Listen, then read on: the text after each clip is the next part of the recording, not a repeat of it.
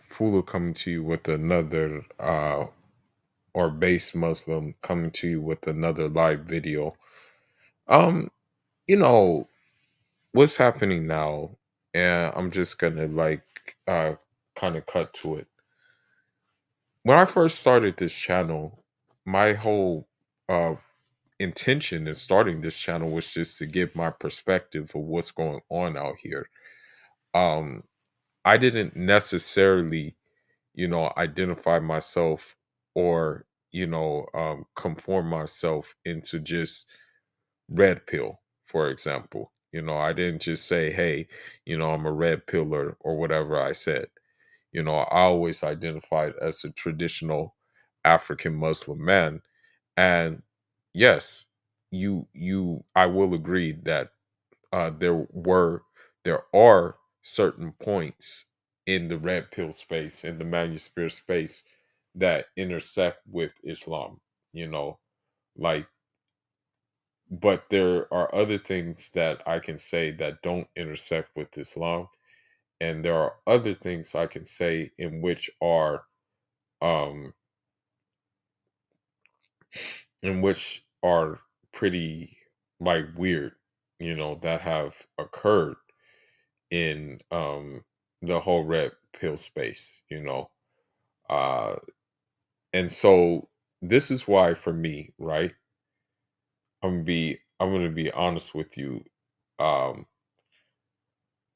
for me,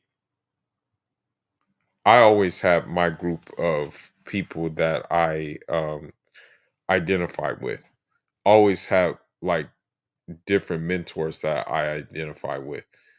I never really was like bound to just quote unquote the usual people. I usually was not bound by the usual people um in the whole quote unquote red pill space. You know, a lot of the time, honestly too, like truthfully speaking, I um I honestly would it's you know yeah, maybe sometime I would sit through a Kevin Samuel show, like a full show. But any of the like mainstream guys that you know of, for example, Fresh and Fit, for example, Sneeko, for example, even Andrew Tate, for example, even the likes of even excuse me, sorry.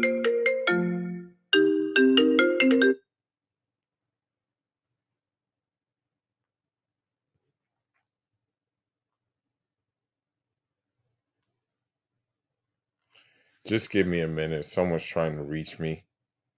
Just give me a second. Someone keeps on calling while I'm going live. But hold on just a minute.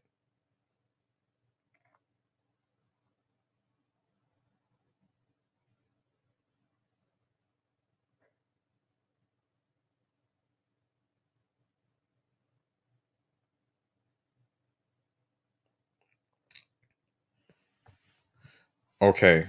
So what I'm saying is that, to be honest, I never really listened to a full, or really never really sat through a full quote unquote red pillars thing. You know what I mean? I never sat through a full Andrew Tate show. I never sat through a full Just Pearly Thing show.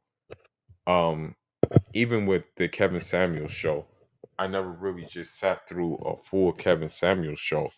It really at times could not hold my attention. Uh,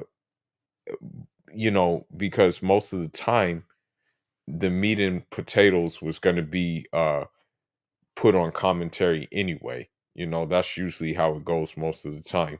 Is that when you look at these content creators and what have you, the meat and potatoes of the content is usually going to be um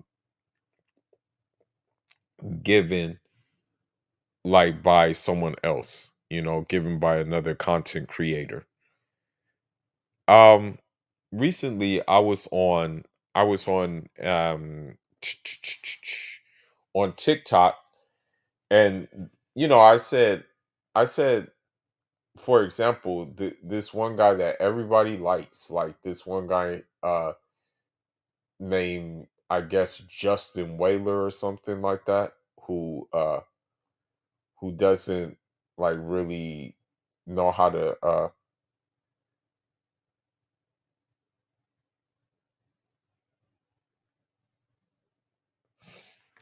who doesn't like, it's this Justin Whaler guy that everybody likes. I think he hangs with Tate or whatever. Um but I feel like, for example, because he'll talk about he it's with them, like with all these guys, it's high value, high value, high value, high value, high value, high value, and alpha, alpha, alpha, alpha. And the thing is that when I look at these guys who keep on mentioning these points and things like that, it's just kind of weird to me because like I guess we come from a different era where like you just are more quiet than you are, because we can look at a lot of fresh and fit outbursts and things like that and see that, okay, is this really like the way you want to like carry yourself? Is this really the way you want to operate? And the thing is, uh with these two, with Fresh and Fit, with Myron or whatever his name is, it's like, bro, like I get you're trying to do your thing, but I mean, you've totally forgotten about tradition. And then when it comes to the Caribbean dude, it's like, bro, like you've definitely forgotten about tradition, because I'm going to be honest with you. There are certain Caribbeans that are still going to maintain those traditions, okay? And part of those traditions are um locking down a family, starting a family and things like that. And I'm not saying that they're like they're obligated to start a family, but it's just in an innate man's nature that he wants to continue his legacy. But the way, let them tell it, like let Rolo Tomasi tell it, and let the rest of them tell it. They think that is more appropriate to just rack up a lot of bodies. You know what I mean? That's what they feel. So, um, me personally, the way I look at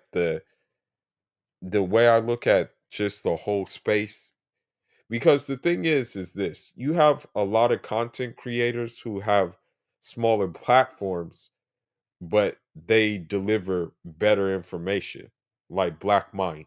Shout outs to him, and he's in this space. But he has a smaller platform, but he delivers like better information. Um, Another guy that I can think of who has a little bit of a smaller platform is the Tribe of Man. Shout outs to him. Um, Recently, a bigger platform that I've been tuning into, because it's more like logical, basically. Um, I would say that I would say that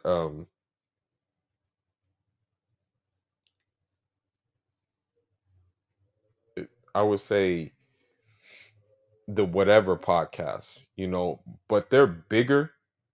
Like the thing is, they're a little bit bigger, okay? But they're still, they still have the same guests that you would see on Fresh and Fit, but it's a little bit more milder, I would say. But sometimes it does get a bit heated.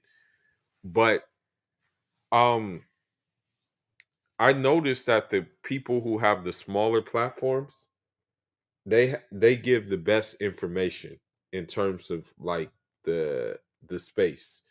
Like for example, accountability commentary, he gives very great information, but his space is a little bit smaller than these mainstream guys.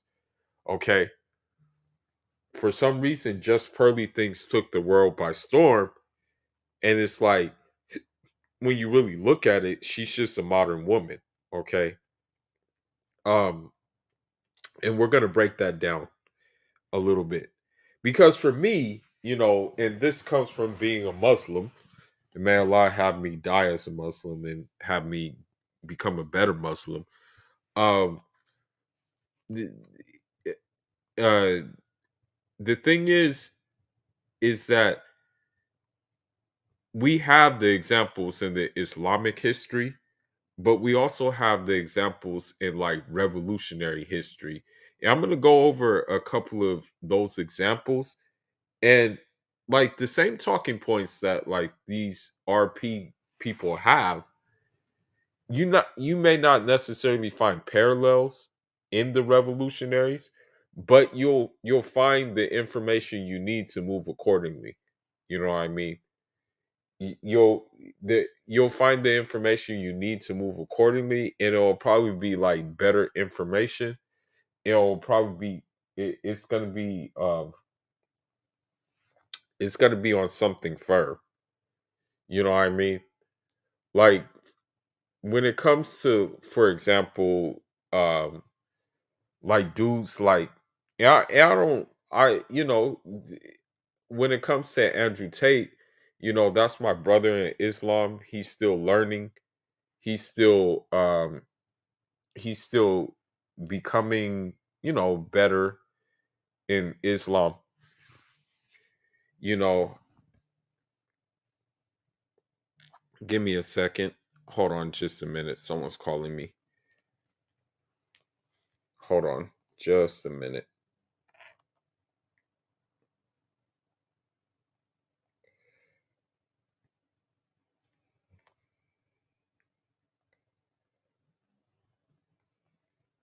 Just give me a minute.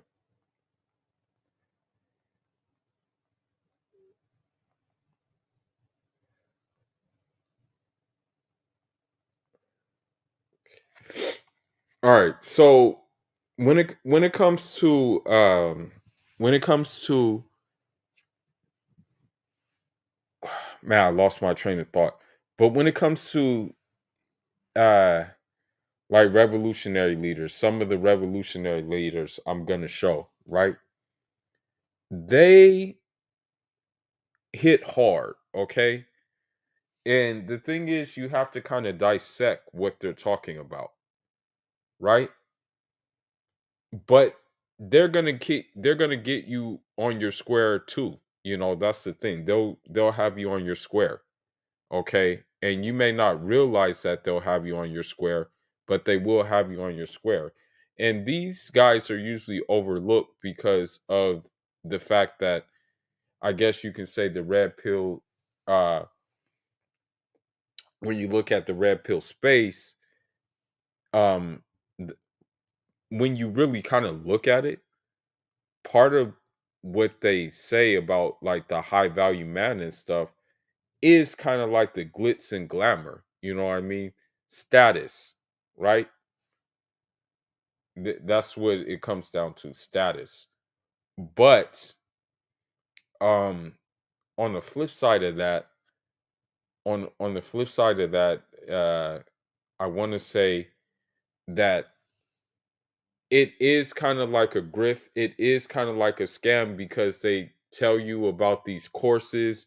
They try to like get you to sign up for these courses. And you know what I'm saying is that you're a man just like them. You're just as capable as them. And you never know, you may even be more capable than them. You know what I mean? But I think people, for some reason, yes, they're looking for direction. I get it. I know you want direction and things like that. But I think it's in you too. That's what I'm trying to say.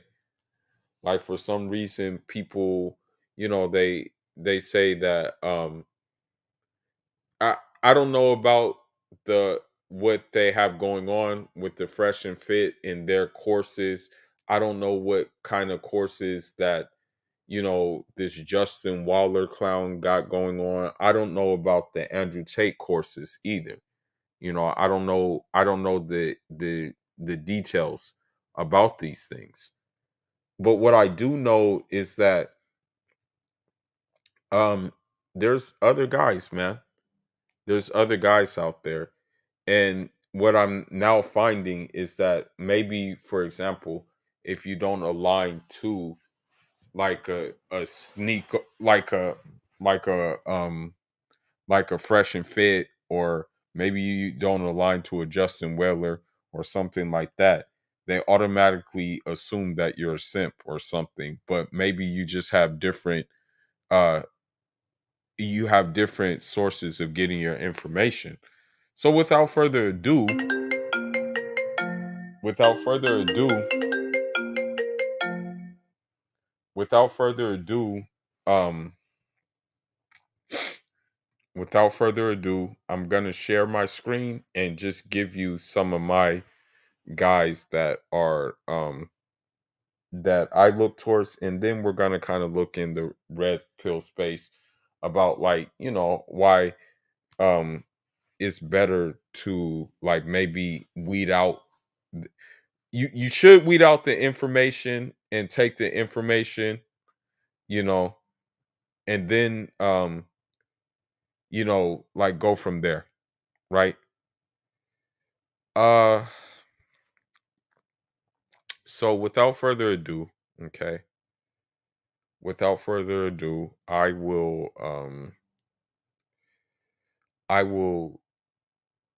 share my screen. Just give me a second,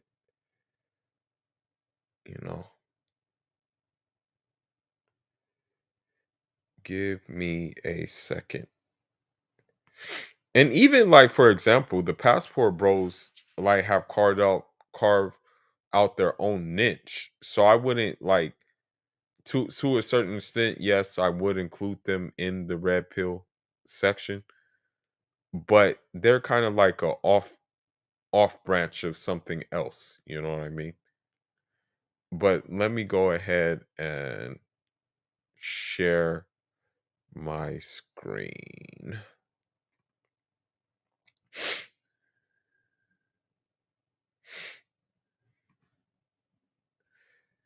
So,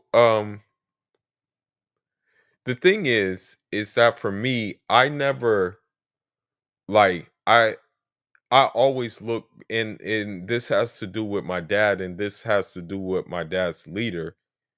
We were always told to, like, learn from books and things like that, but also learn from, like, people who had different movements. Like, you'll be surprised. My dad was busting out the Walter Rodney and things like that. And so I'll give you an example of one guy that I look towards for inspiration and things like that, and for, like, how I carry myself. Maurice Bishop, for you guys who don't know, he was a head of state, but the thing is that he was for a head of state in one of, like, the smallest countries in the world. It was Grenada, okay? And what happened is he decided he wanted to try something new.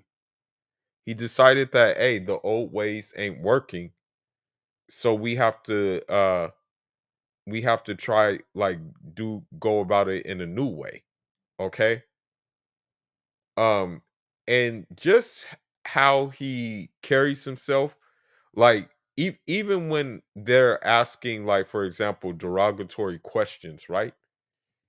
He's still able to, like, be calm, cool, and collected, not really trip, and just also just be like, I guess you can just say, like, what a having a quiet dignity about himself. And I like guys like that. I like guys who have, like, quiet dignity, you know, not that their dignity is not loud. So without further ado, we're going to get into this.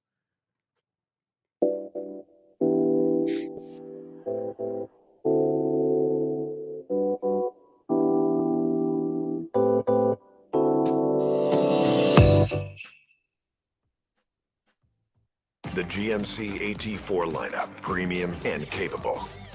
Step up to GMC with 0.9% APR and no monthly payments for 90 days on Sierra light duty models.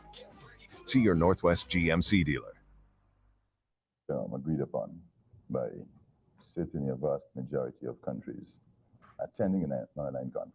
Aligned group of nations.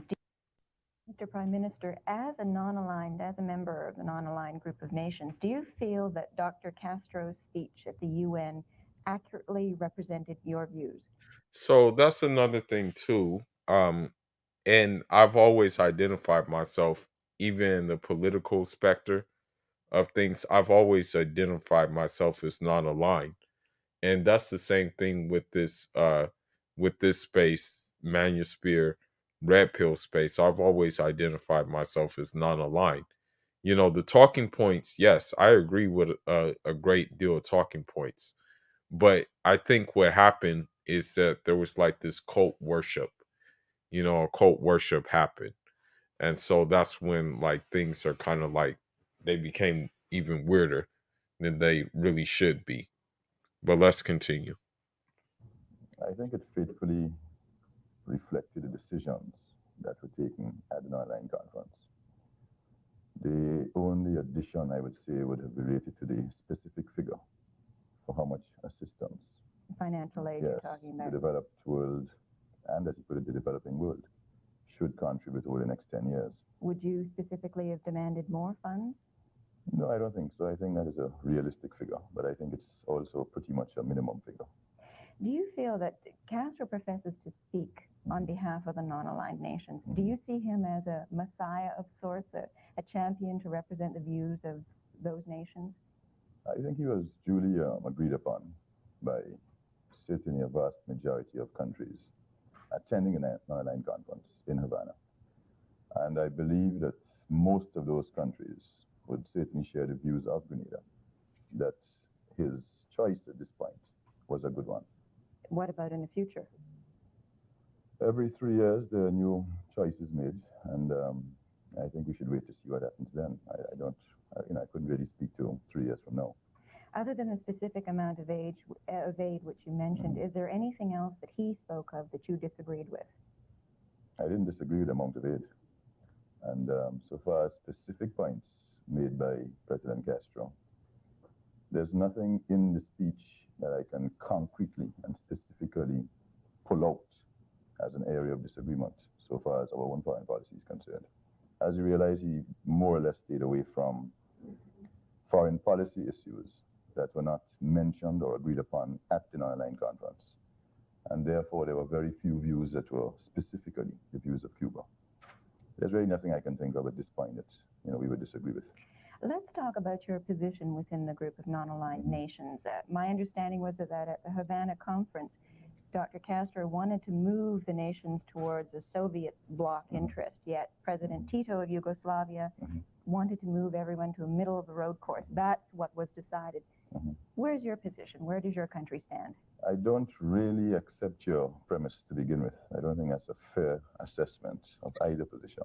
So, as you see, like he doesn't have to like really go crazy to disagree with her. Like, you know what I mean? Like, for example, a lot of the talk sometimes when you hear like the talking points on the red pill space, it's like when the disagreements happen, then the insults happen. Like it's the same thing, like for example, if you don't follow a conscious leader, like if you don't follow Umar, or you don't follow um what's his name, young Pharaoh, like, or if you don't follow someone like that, or if you don't follow Brother Polite, you're automatically in their eyes a coon or a sellout. But as you see, he disagreed with the reporter in a chill, relaxed manner. My own feeling is that there was really a big blow up, mainly by some elements in the press on this question. I think it turned out to be a non-issue at the conference, basically. I think that, a substantial number of countries in the non-aligned world do have their own strong views on the question of which of the two worlds, socialist or capitalist, tend to back them on particular causes. You look at Angola, Mozambique, you look at Vietnam, Cambodia, or you look at the Palestinian struggle today, and I think it is fair to say that very often there is a convergence of views, between one world and the non-aligned bloc. I do not see this as a conspiracy. I see this as being an affinity that is based on analysis that is made by different countries. Let me interrupt and ask you this. Dr. Castro has accused the West of exploiting the poor. He is against capitalism. Do you share that view? Against capitalism would not be opposition. We are certainly Anti-imperialist? against imperialism. Oh yes, we are against that, certainly. How But we define imperialism in a very specific way. And that is? Well, that is to say the countries, the governments that back their multinational, transnational corporations with the use or the threat of force. That would be our major concern. It's not so much, in other words, a question of whether or not a particular country has multinational corporations that are investing in particular areas. It is a question of to what extent are they willing to go to back the interests of those corporations. So you obviously can rationalize that despite the fact you are anti-imperialist, you are encouraging foreign aid from the capitalist countries and financiers that you oppose. You want that aid. Sure. And you can. So, like he even understood, right? He even understood that you have to start somewhere. But in his opinion, like it was like, okay, you have to start somewhere, but the way you're going to start is not going to be a way where my country is going to be finished, meaning that you're going to suck me dry. He wanted it on like mutual terms. He's like, okay, yes, we're a developing country. We're going to need help, obviously, to get off our feet to develop, since we've been like our previous leader was like kind of like not doing us any good. So even he understood this, right? And so with him understanding this, he understood that he couldn't just say F everybody. He understood that he needed help. Well, let's continue. Rationalize that? It's easy to rationalize because, How so? well, like I said, it's a question of whether or not the particular governments in which the corporations are based are willing to use force or to threaten force to back the policies of their corporations. That is the essential dividing line for us. Because after all, there are countries all around the world, in Europe, in North America, and elsewhere, that do have big companies investing. Not all of them react in the same way. What do you mean by force? Do you mean a military presence? A military presence would be included if that military presence is meant to intimidate the people of a particular region. Are you therefore against President Carter's additional employment of military presence in that area? Jamaica, Guyana, St. Lucia, Grenada have already come out with a very strong joint statement condemning this new idea. We are against it, yes. Do you welcome the idea of Soviet troops in the area? No, we don't welcome any troops in the area. Our position is that the Caribbean should be a zone of peace. So what do you think the solution is? I think the solution is for the troops to be removed. So, like and this is the thing, and people don't understand this about me either, is that yes, I'm pro-Russian, right? But I'm not pro-Russian colonialist. I'm not pro-Russian imperialism. I'm pro-Russian. You have things we need in terms of infrastructure and education, and we have things that you guys need in terms of natural resources and support and possibly manpower, so we can stop this war. Okay, it's like a mutual thing, but at the end of the day, the affairs have to do with like just your people first. You put your people first. That's the thing. You put your people first.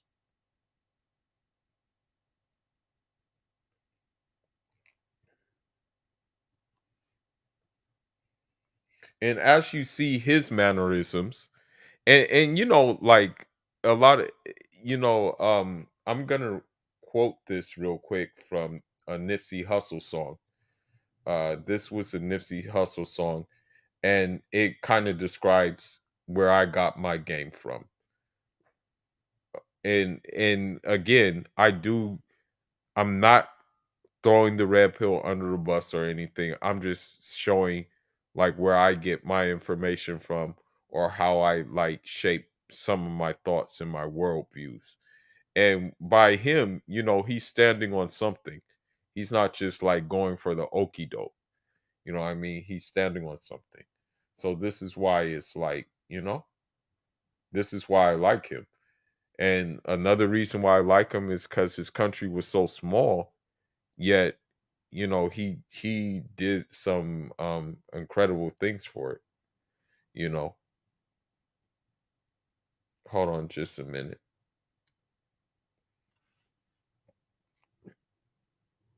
So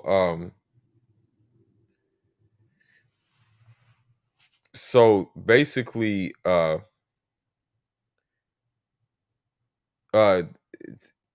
he on the Nipsey Hussle lyrics, he said, got the game from the old school, focused on break no rules, operate on my own truth, I've been making my own moves. So like with those lyrics, even those lyrics alone give me more game than like maybe Fresh and Fit can. You know what I mean? Because the power of words is powerful. Like words are very, very powerful. And so if you dissect those words, they may be able to set you on the right way, you know. But let's continue with Mr. Bishop. All the troops. How so? What do you think would Well, convince Dr. Castro to do that? I don't think the immediate issue, quite frankly, is one of Dr. Castro. I think the most immediate issue here is the latest maneuvers by the Americans. And the reason I say this is that President Carter himself, in his speech, has pretty much made it clear that the troops have been there for quite a long time. He says mid-70s, probably earlier. The Cubans, I understand, say since 62. He also says they pose no direct threat to the U.S. or anybody else in the region. Therefore, one has to ask, why then the build-up at this point? Okay, just briefly, one more question. Your country has just gone through a revolution. You're moving it along towards socialist lines. You do want foreign aid in order to get your country back on its feet again. Why are you here in Canada now? I'm here mainly to speak with your Prime Minister, Prime Minister Clark, tomorrow. And to ask him what? Well, to discuss possibilities of technical and economic cooperation, assistance, and aid. Have you had any indication from our government how forthcoming they would be in that area? I would not want to make any statement on that until after tomorrow. I think we should wait to see what happens tomorrow. Okay, thank you, Mr. Prime Minister. You. So he's even smart in that regards. Like he's even smart in that, like that he like pretty much said, okay, I'm not going to say anything until something is done. You know what I mean? And so, yes, this guy I always rock with. He always was dropping some dimes. I'll maybe go to another lecture real quick, a shorter one. Let me see. Okay, let's see. Good time for calling on. And the Prime Minister from a bishop will now address us. But I believe that having regard to the fact that we have heard so much from so many of our friends tonight already, who the comrades have pointed out that we can draw a out about it today is in danger. There can be no doubt about that. But before we go into details of that, comrade, I want to say a few words also or a question that other comrades before me have touched on already for the night. I too want briefly to try some facts about our in the English-speaking Caribbean.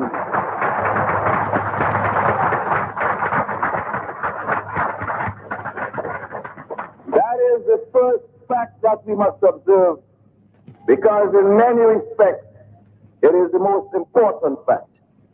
It is certainly the starting point for this analysis. Because one of the things that So the thing is about him that made him even more like he made him even they he it made him even more of a formidable figure that you can learn from is that he empowered people. You know, he raised literacy rates, you know, like because there was a time where like people in on that island didn't know how to read.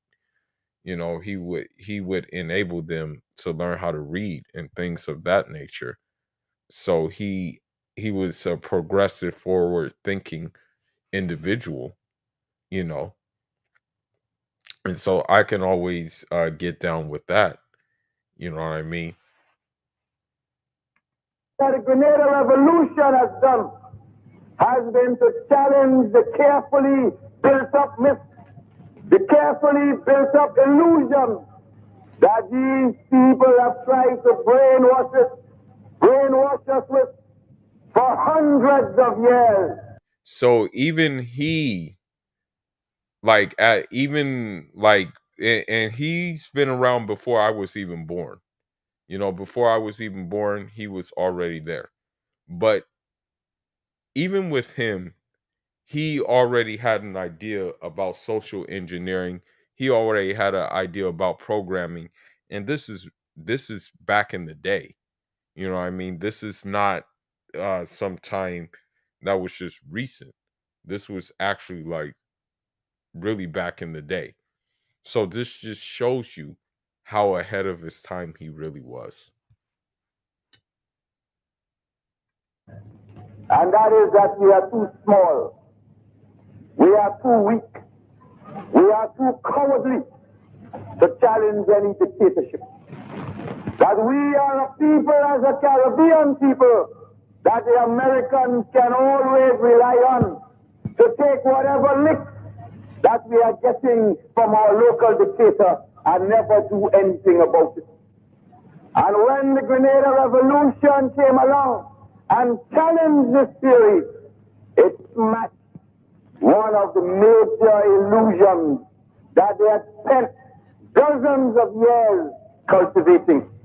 And therefore, the example of the Grenada Revolution has become a subversive and dangerous example, because one of the things that this revolution now means is that it has demonstrated in practice and in real life that here is a small people in the English-speaking Caribbean that is brave enough and ready enough to take up arms to challenge the oppression, the resistance, and the dictatorship.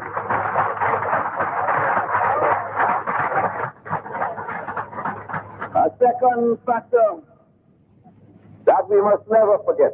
This is actually pretty impressive consider like that army, you know, it's actually kind of impressive considering that this is like a third world country. You know, Grenada is a third world country.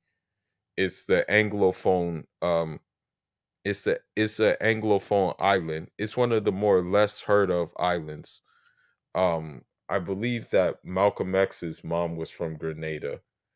Uh one woman I dislike a lot, Amanda Seal's mom, I think she's from Grenada as well.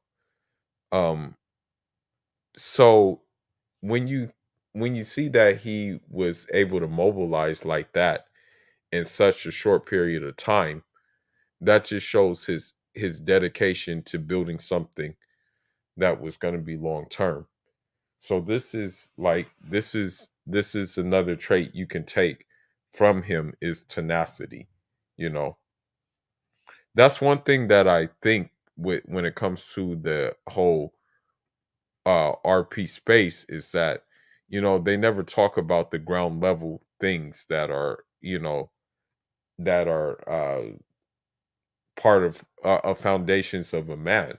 It just always seems like it's just like materialistic type things, never really. I don't even think they scratch the surface like this guy does. Is that this revolution in Grenada is not only a popular people's revolution, it is also a revolution that has set itself a historic task and a historic responsibility.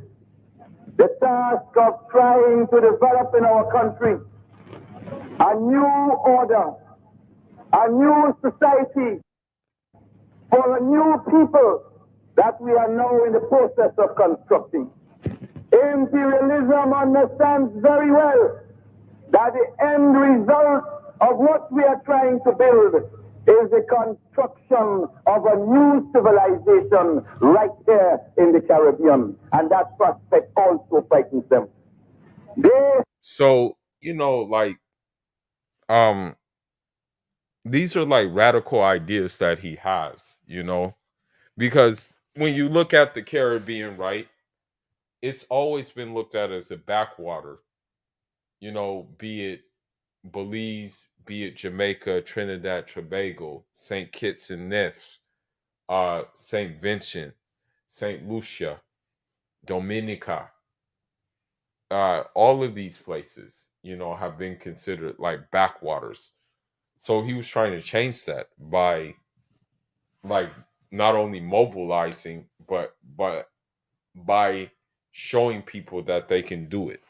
That they don't have to be in this kind of like, I want to say, surf king surf relationship with the United Kingdom being at the helm of this.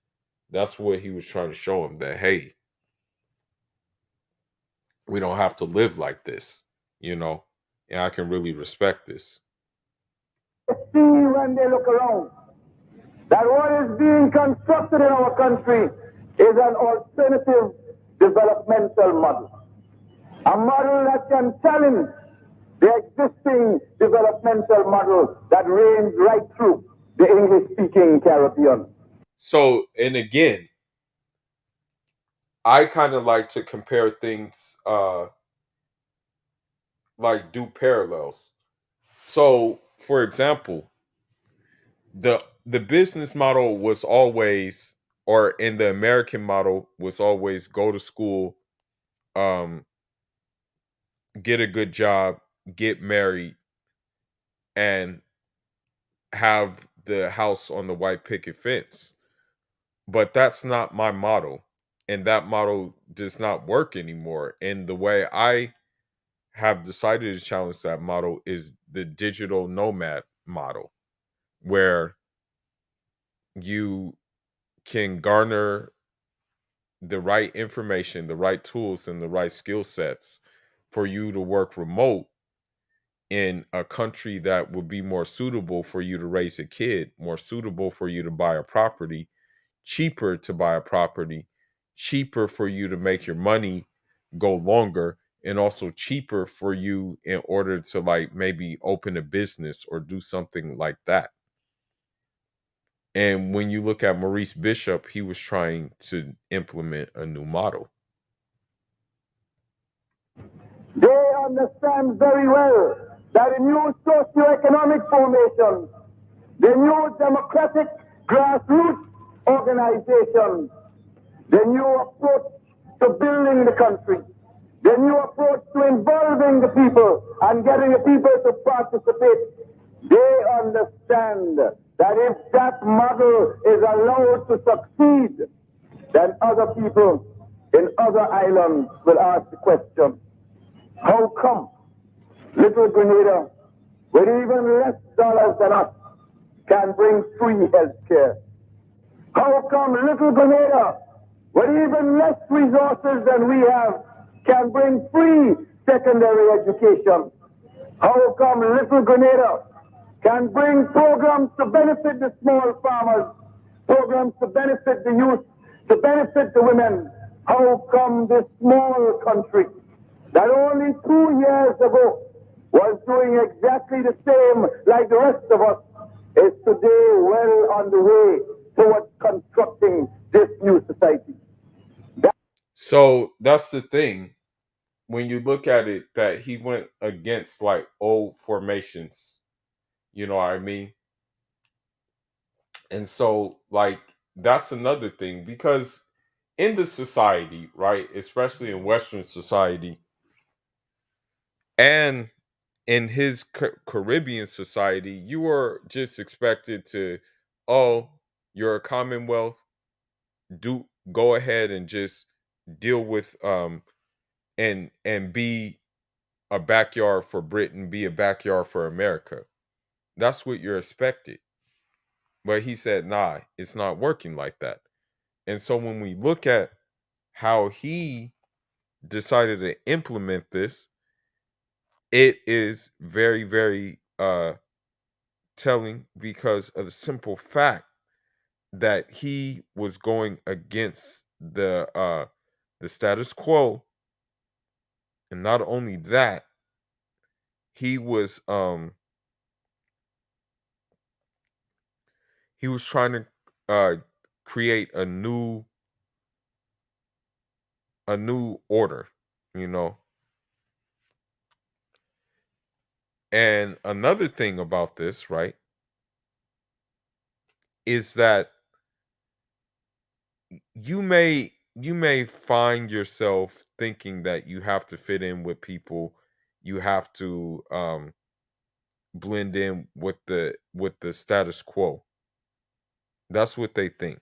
They like when you look at people, they think that, oh, status quo, status quo, status quo, meaning that if you're into just like partying and all of that stuff, they expect you to want to like just do that.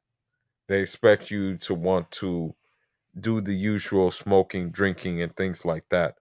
But you decide that, hey, you know, this ain't the way for me. I'd rather do something else. I'd rather do something different. And this is sure enough what you see happening. And this is what he grenaded. Um, this is what he did. Now I want something else to be kept in mind about him is that he was trained in London. So he took what he knew and just applied it to the place that he was at the time, and that was Grenada. So yeah, but let's continue.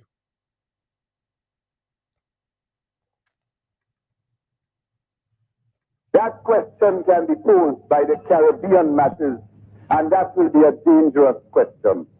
A third factor, comrades, is that we must understand that the Grenada Revolution has embarked on a particular kind of foreign policy that the United States ruling circles find to be subversive and dangerous. The Grenada Revolution today is not going after the United Nations like in the days of Gary and talking about unidentified flying objects. We are not now going around the world and trying to receive gifts and trying to sit at great dinners with leaders around the world and sell out our country and then come back home and boast about that. They understand that today the Grenada Revolution maintains a non-aligned policy in the world. They understand the significance of our joining the non-aligned movement. They understand the importance of our being elected as a member of the Bureau of the non-aligned movement. They understand the importance of Grenada standing up in the world and saying that we are not in anybody's backyard, that we have a right to build our own country in our own image and likeness and after a fashion and form that our people want. They understand what it means When the Grenadian Revolution says that the resources of our people will be used for the benefit of our people and not for the benefit of big, ligaroo, multinational corporations. So that's the thing too, when you think about it. And that's why I didn't want to that's what kind of helped me out along the way, is that when it came to these women, that's what all they would try to do, and luckily I, caught on to it. But they were just using you for your resources, you know. I mean, I hate to say it, but um I can't speak on myself, but there was just a video today that just came out when there was a guy. I think he spent $1,000 on a woman that he didn't even know, and he spent that $1,000 in hopes that he was going to get a number or something like that. And I believe he didn't even receive that. He didn't even get the number. You know what I mean? So he was just used, basically. Now, why he spent that much, I don't know. I don't know what would make him do that. Spend that much money, like that makes no sense to me.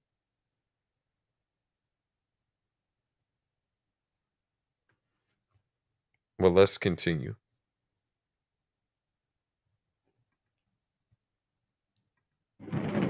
They understand what all of that means, and they see that as dangerous to the survival of the system of imperialism, a worldwide system that has been exploiting the third world developing countries for dozens and dozens of years. They see that challenge from the Grenada Revolution. These people over there have also looked at our revolution and have made the analysis, which is a correct analysis, that the Grenada Revolution is comprised of a country made up of people of largely African descent, a people who are predominantly black-skinned, a people who belong to what can be described as a black country. That also means something to the United States imperialists, because they have in captivity in their own country millions and millions of black people who are being oppressed every day, who are suffering from racism every day, and who therefore are able to develop instinctively and automatically a relationship, a rapport, a dialogue, a feeling with and for our people who are leading this revolution in Grenada. The imperialists understand that also. They are talking about it in their secret documents. They have also made the analysis, and therefore we must notice also that the Grenada Revolution is the only one of the three revolutions in the Caribbean that speaks English. The Cuban Revolution and the Nicaraguan Revolution, their people speak Spanish. That is their first language. So that's another thing about him. He did something unlike precedented. He started a revolution in an anglophone country. You know what I mean? And this in itself is very impressive. Okay. Nobody would have ever expected it, but he decided to do it. I'll be right back. Give me 1 minute. Yeah, I'm not gonna just like do 500. I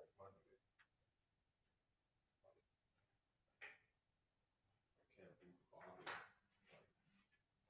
Or if I do five, two people will have to be here.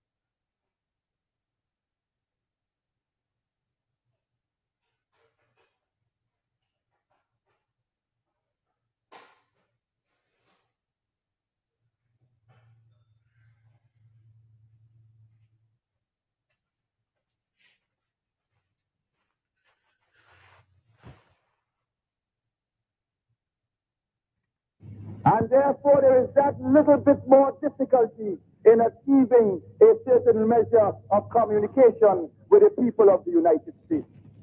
But any time a tourist lands in this country, regardless of which Grenadian he or she speaks to, immediately one important means of communication is well established. That's one dealing with the question of language. They have identified that fact in their secret documents also. These people have also pointed to the fact that the location of our country right there to the north of Trinidad and Tobago is a very strategic location. They have been saying that the oil that has to travel to the United States, the bauxite that has to travel to the United States, that much of it has to pass very close to our little country. That the sea lanes that these great ships have to use, the routes that they have to follow, happen to fall right next door to where our country is geographically situated. And therefore they feel and they have drawn the conclusion that their oil and their bauxite requires a country that is nearby that they can fully control and fully dominate and fully tell what to do. It is almost as if these people are telling us that they want us to lift up our country and put it somewhere in Africa or put it somewhere in Asia, put it somewhere else and hide it far away from their oil routes and their bauxite routes because our country is too strategically located. They have made that argument. But I think also that we need to see this in the context of the fact that this present American administration and the ruling circles in the United States today are totally and completely opposed to any revolution or to any progressive movement in any part of this region at all. And that is one of the reasons also why they have placed Cuba, Nicaragua, and Grenada so high up on their hit list for extermination, because they believe they have a right to rule the region, a right to rule the world, a right to tell other countries in this region how they must develop their own countries. And so,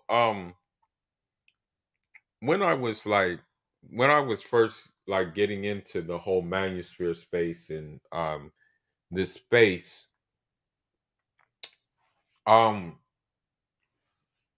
now I realize that what he's talking about is, in essence, when you cut it out, when you cut out what America was trying to do with him, right, and his country, cut that out and put that in the lens of feminism and what feminism and what um liberalism and what um I would say modern women are trying to do to men.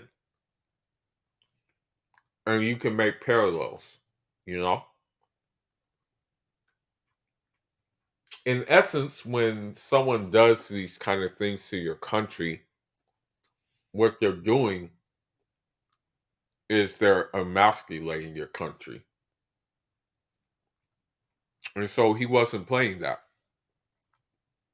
And so he's just one of the many examples that I look at when it comes to, like, hey, yo, don't let anybody push you around.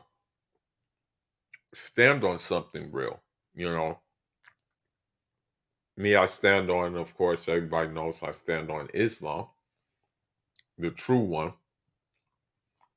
I stand on men progressing. And I definitely stand on my country and other African countries catching up and surpassing even. These are things I stand on. And I also stand on patriarchy as well. Well, let's continue. Who they must have be friends with, what policies they must be allowed to follow. They believe that they have this right, and therefore that is certainly another big factor in terms of the reason that this United States administration has shown so much hostility and has now decided finally that the time has come when they must move to remove us altogether by armed invasion. I say, Maurice, you join politics to help people, but some people join politics to feather the cap. So forget about this damn politics. He said his mind is made up. He's not giving up. So this just goes to show you what kind of man he is. I think that was his mom. And that's the thing. Listen to what his mom said and kind of look at the red pill as politics. Some people become big in the red pill community to actually legitimately help people, to legitimately bring out the best in people. Some of them become big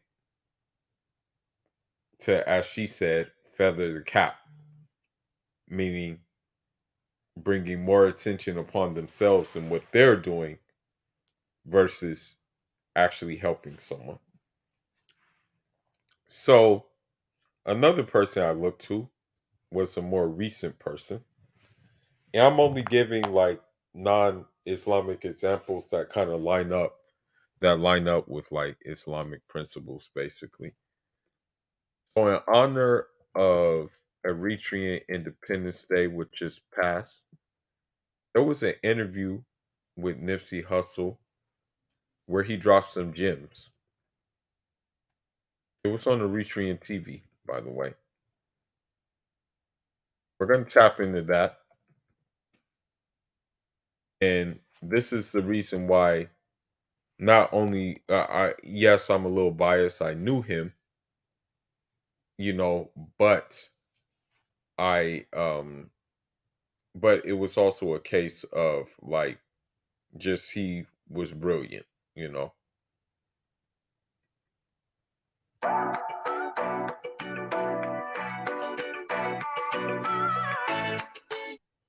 Based on this is around the music. We have a streetwear clothing line called the Marathon Clothing. Collab with some of the biggest hip hop artists. From Kendrick Lamar, YG, Drake, Snoop, Rick Ross, Meek Mill, producers like DJ Mustard, 1500, a ton of people. So just been an uphill battle to get our name established in hip hop. And the biggest release we've had has been the one we put out in February. It was the #4 album in the country when it dropped. Like I said, it was called Victory Lap. And, the core of our brand is called the Marathon. And so the idea behind that is just being committed to the long-term process. Just a metaphor for life, to be committed to finishing with Victory Lap. And, the core of our brand is called the Marathon. And so the idea behind that is just being committed to the long-term process. Just a metaphor for life, to be committed to finishing what you start and looking at it as a long distance test of endurance, like a marathon. So yeah, if I was to sum it up, I would say that. So with that, he just dropped some gems. Because like when you look at, for example, Jean Jacques Dessalines said, like in one speech, do not despair, do not despair, do not despair. He said it over and over again. And if you're reaching for something like positive, then you got to have the marathon mentality, you know? And so, even with my guy Ermius's mild mannerisms, it appeals to me more than any red pill guy can. You know what I mean?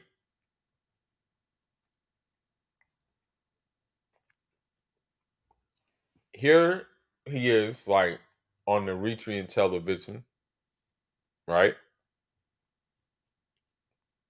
He didn't have to go on the Retrian television. He could have said he's too Hollywood to do that. You know, he didn't though. But I guarantee you, ask one of these RP guys to be on a lesser known platform, they wouldn't do it. But let's continue. All right, Nipsey, I just want to know how rap has transformed your life and basically how it has perhaps even helped in your upbringing, and especially the fact that you are of Eritrean origin. You know, whenever somebody asks me that, the first thing I just say is I feel a sense of pride. You know, knowing the history of the struggle and just the circumstances that our people overcame.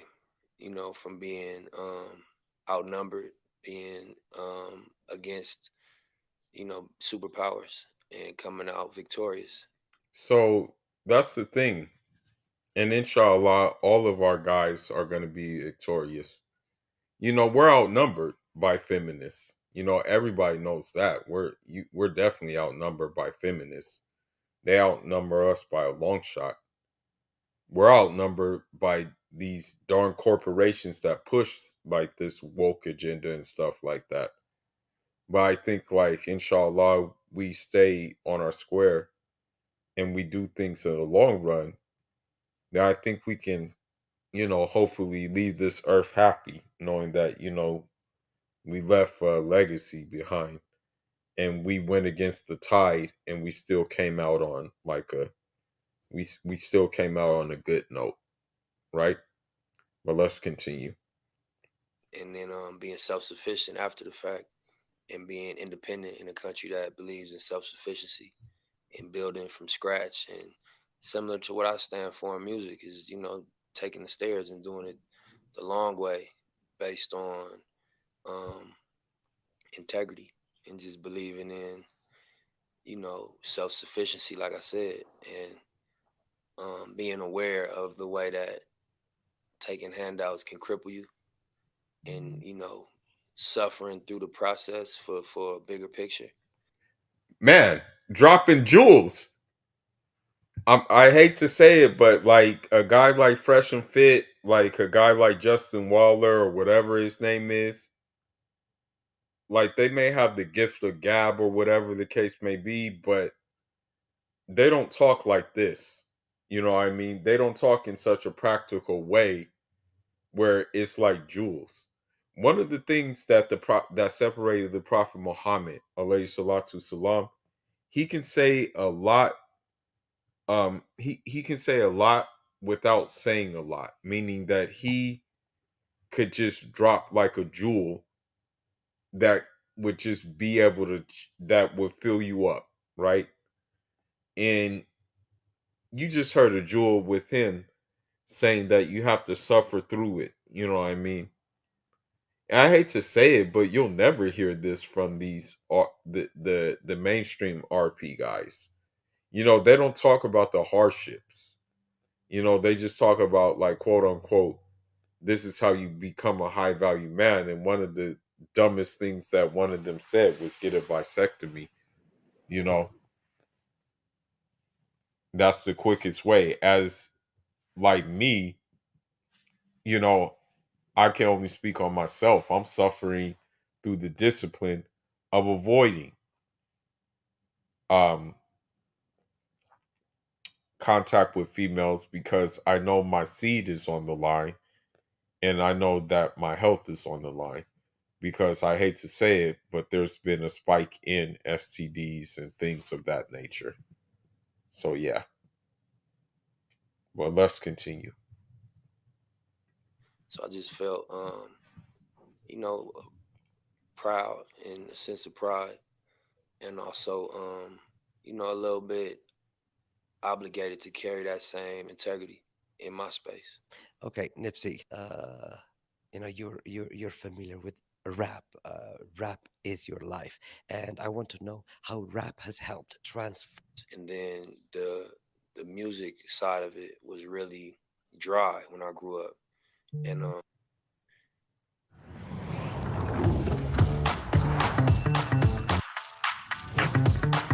human being's process that most of the artists that represent, it was a unique culture and a unique experience.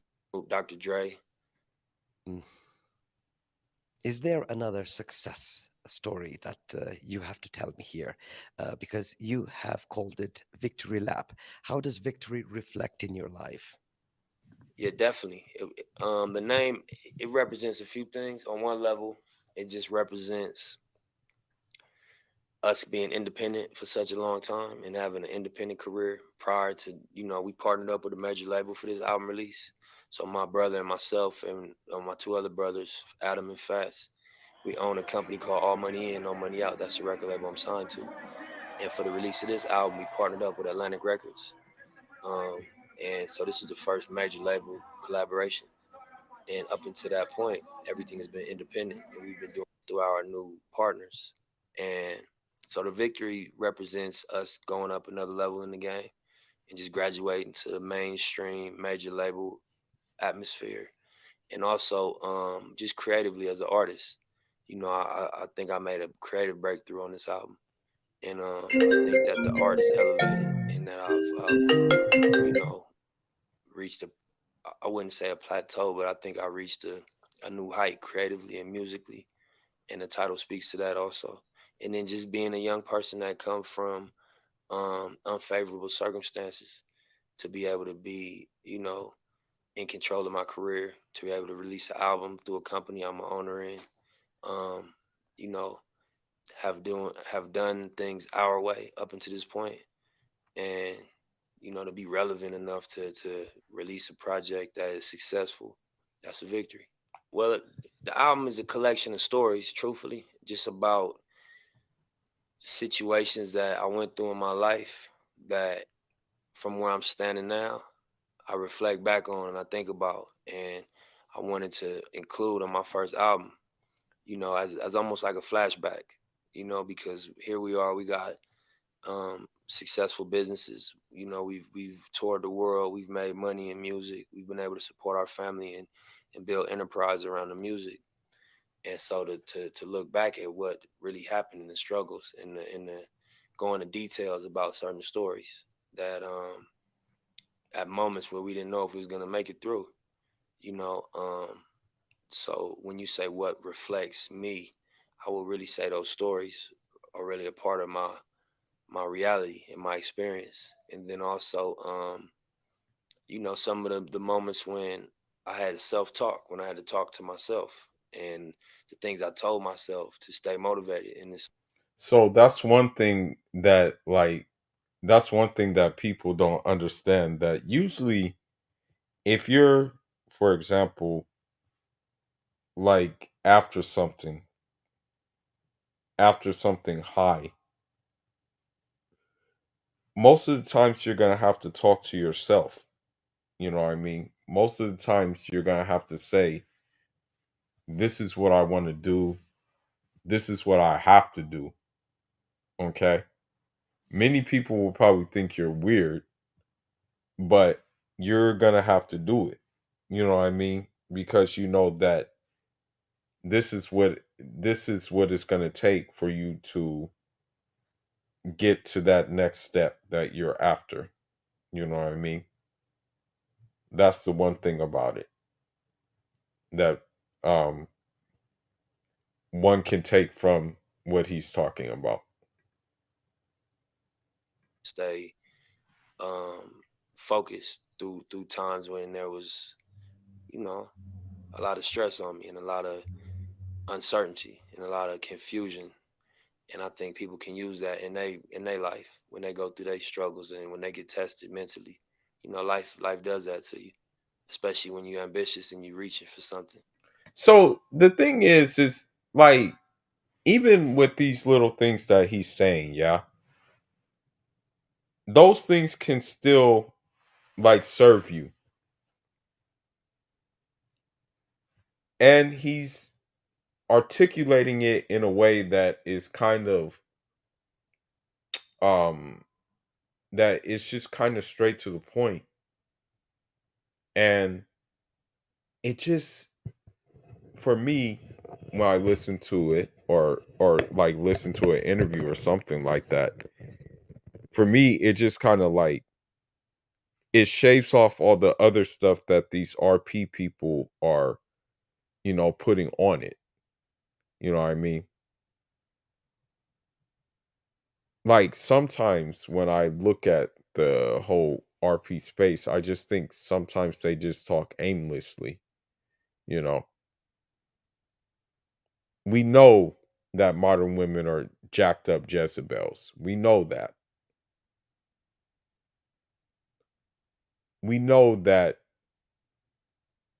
if you become a high value man for the purpose of dealing with these jacked up Jezebels, then you become part of the problem. Because even one, I would call Alpha Simp, the Justin Waller guy, said that if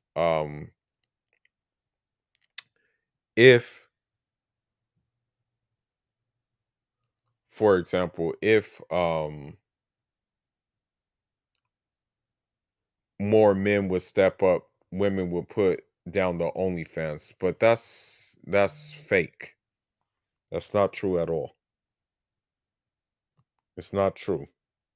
Okay? We already know.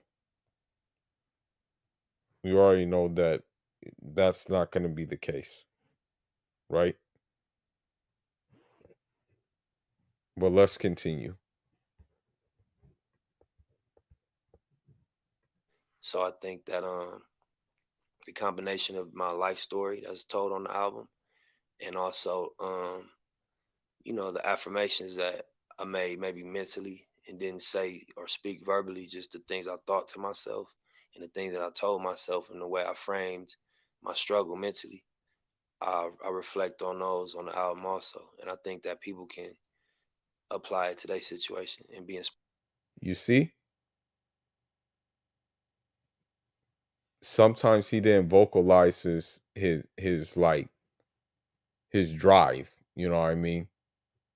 I think a lot of times, like, unfortunately, and this is what I see a lot of times with these dating roaches and stuff like that, is that they vocalize their things like, and I'm going to show you that right now.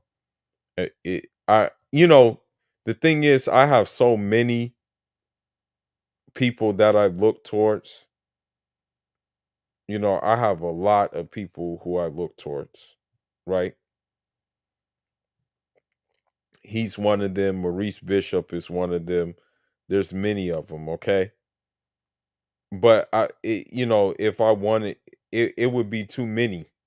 We would be here all night if I were to like go through everybody that I mess with.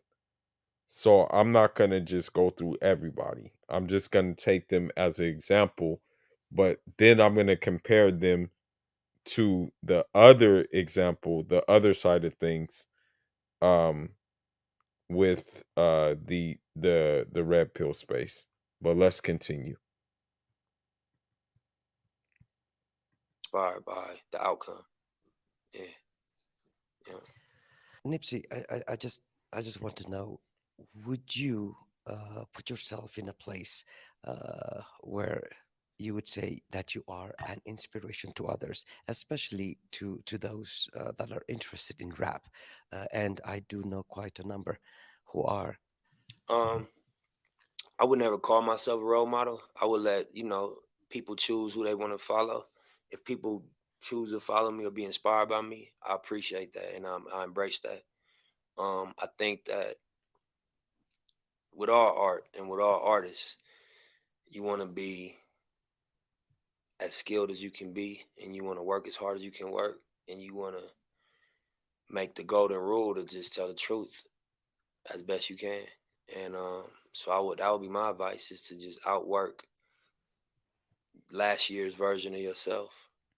I wouldn't even want to make it about other people and say outwork your competition. Just work harder than you did last year. Work harder than you did yesterday. Work harder than you did the hour before right now. And put more pressure on yourself to perform, and to push yourself. And then I think that everybody has a unique contribution to make, and the only way to do that is to tell the truth and to really, really be as transparent and as honest as you can, so that your contribution to the culture and to the art is unique. And I think that's how you stand out, and that's how you carve a lane for yourself to have a career. So that would be my advice. Rap is about expressing oneself. It's telling one story uh, through a different art. Just have a natural convo. I think that Bible, when you read David and Goliath, and you inspired by that, because you know the Trojan horse that story is. And if you think about the Eritrean struggle, there's so many metaphors that you can take from that. You know what I mean? If you stand for principle and you stand for what you believe in, and you're willing to live and die for what you believe is right, that you can do the impossible. And I just think that there's a lot of power in that story. So Yeah, so like for me, in that regards, I completely agree as well. You know what I mean? Like if you truly believe, for example, if you truly believe, and I'm just talking to like I guess like the Muslims, that if you truly believe in terms of the Islamic perspective on things, in terms of the Islamic perspective of family, in terms of the Islamic perspective of like being a man providing, in terms of like those kind of core principles, but you're going against the tide of what they're pushing, then, and if you're able to like beat the tide, then you've done something pretty incredible, you know. As a matter of fact, if you're able to raise stand-up kids in this day and age, you've done something very, very, very, very impressive. You know, I'm just not gonna even lie to you. But let's continue. Just give me a minute.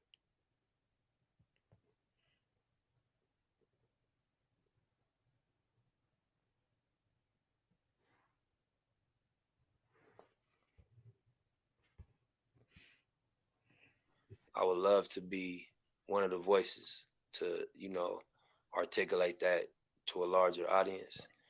If it comes naturally through hip hop, I would love to. If it's through film or through interviews or just being somebody with roots to the country that, expresses on a platform and talks about it on larger platforms. Yeah, I do feel responsible to a degree.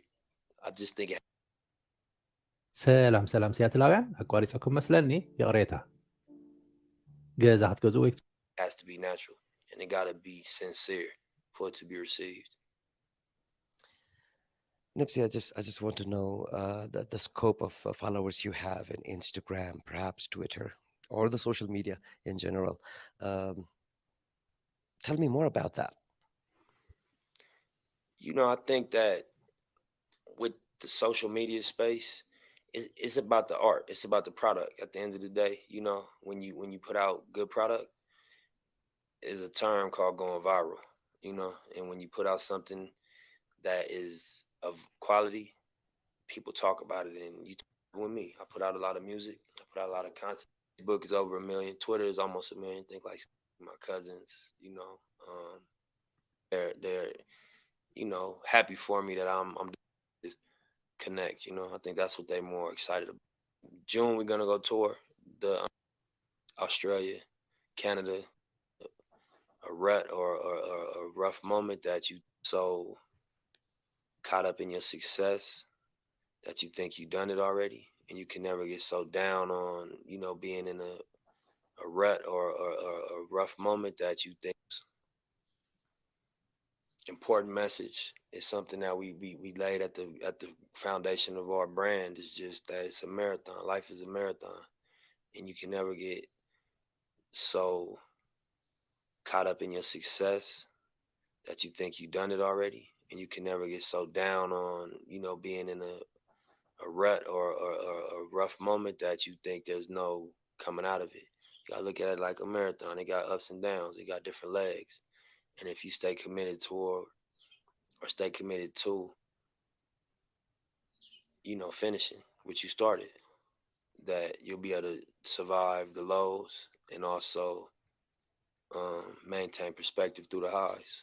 So just the concept of the marathon will be my contribution and my message, that it's a marathon. And look at everything like that. Look at a career, look at a family, look at a goal, a pursuit. It's a marathon. It's not gonna happen overnight.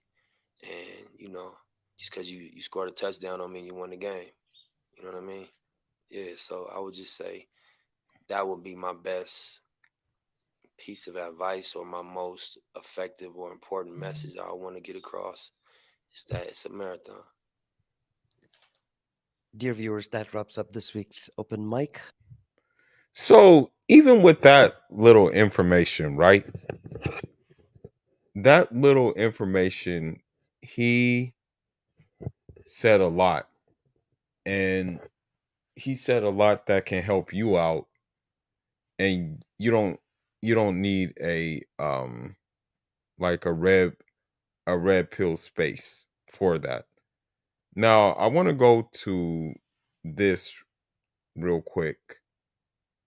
Let me see.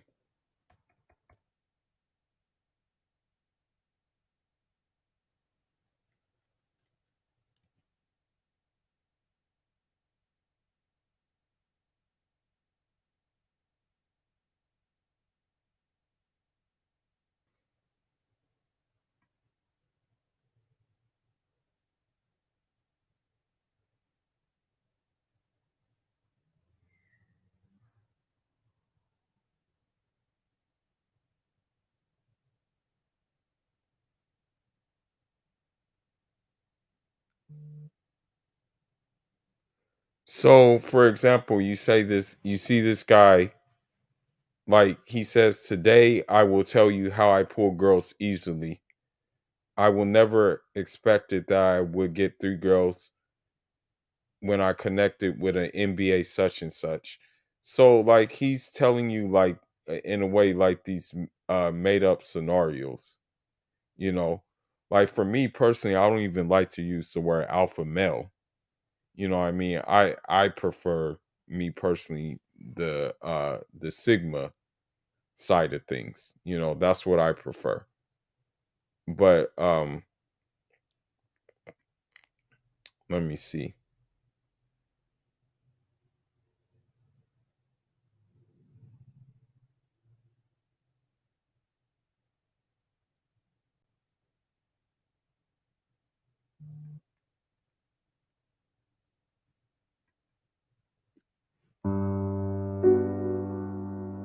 Hopefully this is fair use. Go and get checked for one of his vlogs. It's likely you've never heard of us though. We've Immerse yourself in new destinations. Discover Free Roam VR. Journey to the outer reach. a dating expert, so very public. Walt is like a badge on their chest that for the women is I love you, right? And they look like a comatose patient. So it's just important to see who's really about it, and if they're not, then you need to discard them. We only mess with people that are actually real. If you're not real, That was ironic. A month ago, Walter continued on with the paid press releases tour to build up his fake guru brand. Walter Weeks is cementing his name in the music industry. Age 20, Weeks' lyrical prowess and music writing skills are exceptional. He is proven to be an excellent songwriter and poet, composing captivating songs. Weeks has also established himself as a music producer, a master of his craft. Weeks' music production skills have resulted in him being one of the youngest sought-after music producers in the US. He is a force to reckon with, in the industry and is expected to gain more prominence in the near future. His previously paid press releases introduced him into the game of helping people with a lifestyle and women. He basically creates the press release before the grift begins, so my guess is this is signaling his next grift of getting into the music business. His immediate aspirations are to establish a music record label to hone his production. So, like, I hate to say it, but a lot of these RP dudes are grifters. Like, and we're going to see how much of a grifter Just Pearly Things is, you know? Like, a lot of times it is a cash grab. A lot of times, if you guys weren't donating to these guys, that it would be like, oh, well, what do I have to do with them? You know what I mean? Like, I hate to say it, but that's just it, bro. Give me 1 second, I'll be back.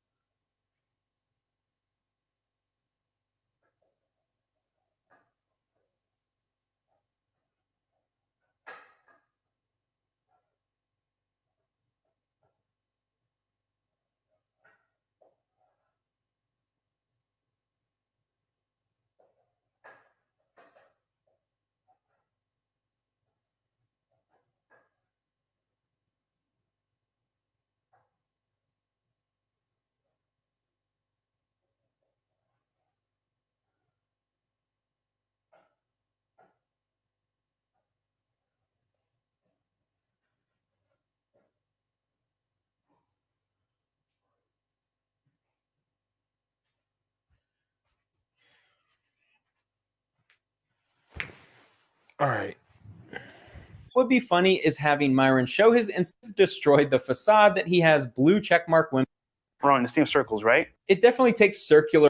Walter sounds like an 8th grader who heard the day after Dame Lillard hit the shot in Chandler's face to win the series. I hung with my friend Ann Chandler in their bottle service area. At this time, Chandler was a household name and very recognizable. When I was sitting next to Chandler, it was almost overwhelming how many guys were standing around taking videos and asking to buy him drinks. When he went to the bathroom, he needed his friends to surround him, and he been insane. I told him, look, bro, you can go downtown, you can go to Brickell, Wynwood, doesn't really matter. but I'm going to downtown because it's a really good spot. And then he's like, yo, bro, are you on Instagram? I was like, perfect. Yeah, I am. So I get my Instagram. I admire the confidence of Walter for leaving this video up and think. Oh, like the thing is like, I hate to say it, but I guess there was a, you know, an interaction with him and an NBA player, and so I guess that is what made him that's what made him and gave him a kind of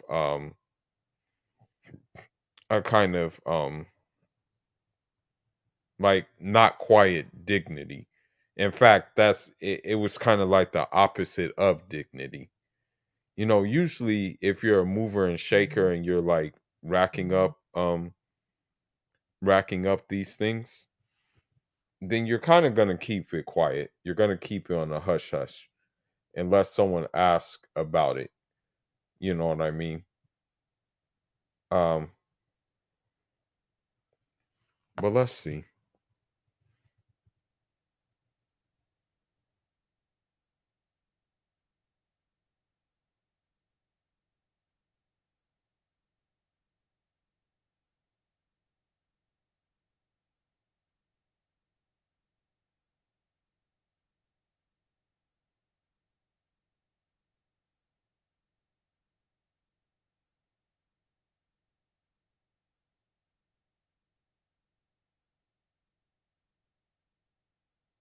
I hate to do this, but I'm just showing like how these guys work, you know what I mean?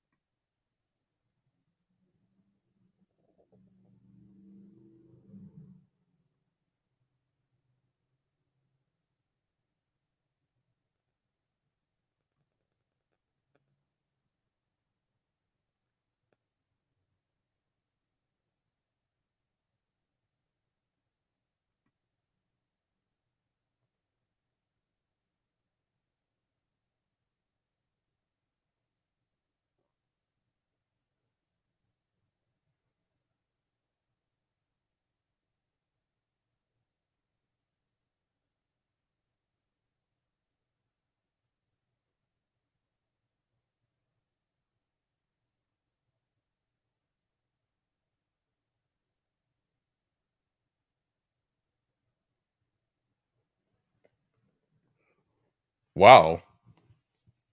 Someone put incels with influence. Let's check this out, bro. 3 years short time, they've wreaked havoc, y'all. We gonna get into it. Track record online, y'all. Walter has a real strange track record online. I mean, well, Walter has incriminated himself in these YouTube streets. Walter was out there getting rejected by Grant Cardone. You don't have whatever it takes. Not this team. Okay, thank you. Good luck to you, all right? Thank you. Okay. Good luck to you, man. This is what every company in America is going through. We get worn out looking at resumes, so we end up hiring Walter. Oh, shit. Yo. They didn't just say, you ain't cut out for this team, you ain't shit, get out of the office. They said, this is why we get worn out. Looking at resumes like Walter. Wait, what did they just say? You don't have whatever it takes. Not this team. Okay, thank you. Good luck to you, all right? Thank you. Okay. So I don't know if this was a reality show. I don't know what it was. Like, I really don't know. But it's like, yo, that's crazy. Good luck to you, man. This is what every company in America is going through. We get worn out looking at resumes, so we end up hiring Walter. Oh, shit. They said this is what every country in America. A van, fuck a sports car. He might as well be outside of a commercial van with the window exposed next. He's in taxes and shit.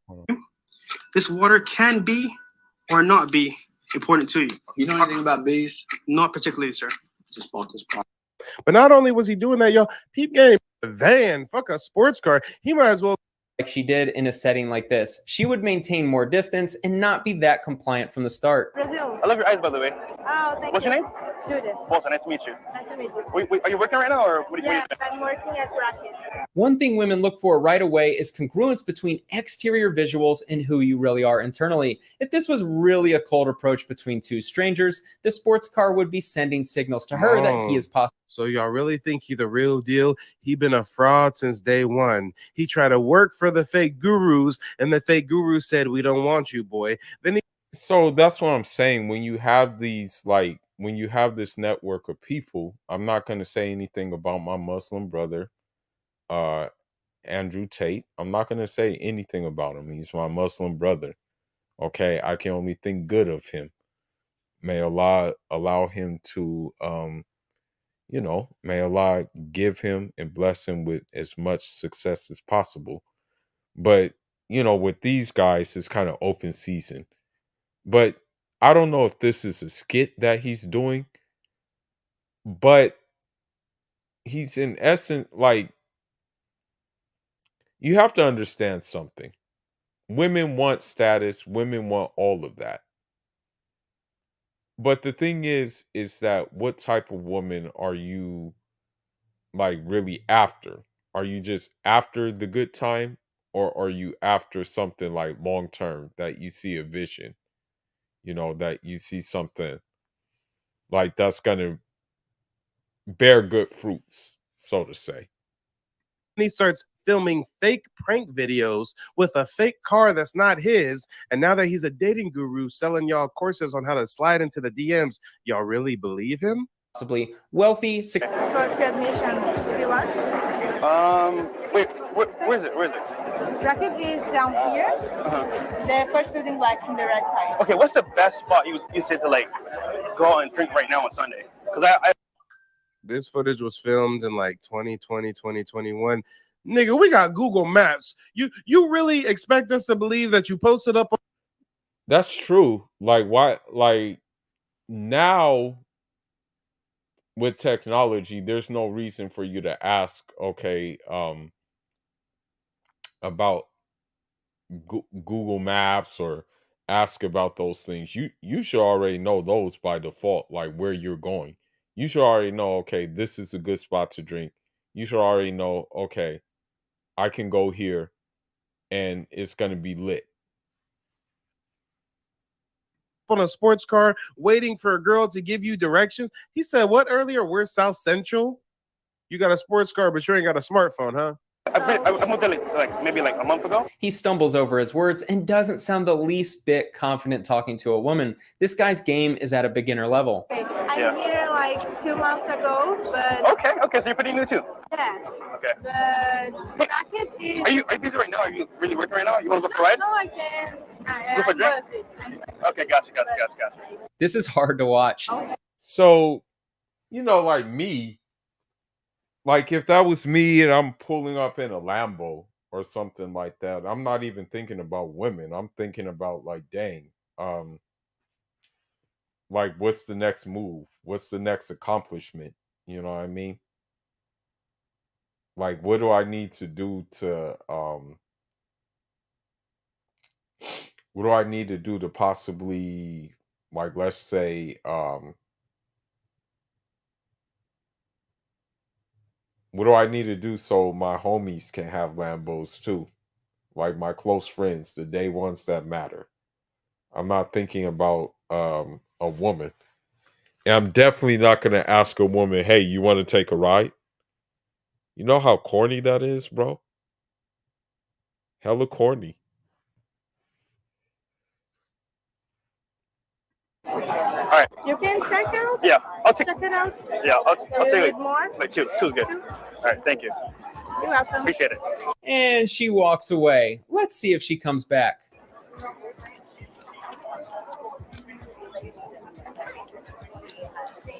Get a photo. Oh, y'all.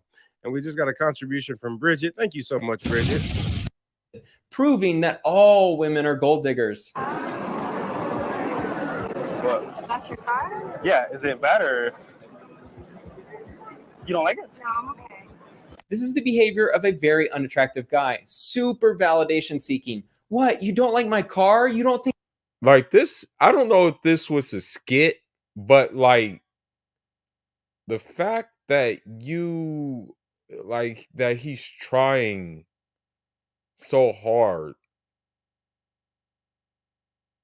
is kind of creepy. And I'm gonna go to something real quick, and then we're gonna go to something else. But the late great, let's see, Hustle said something.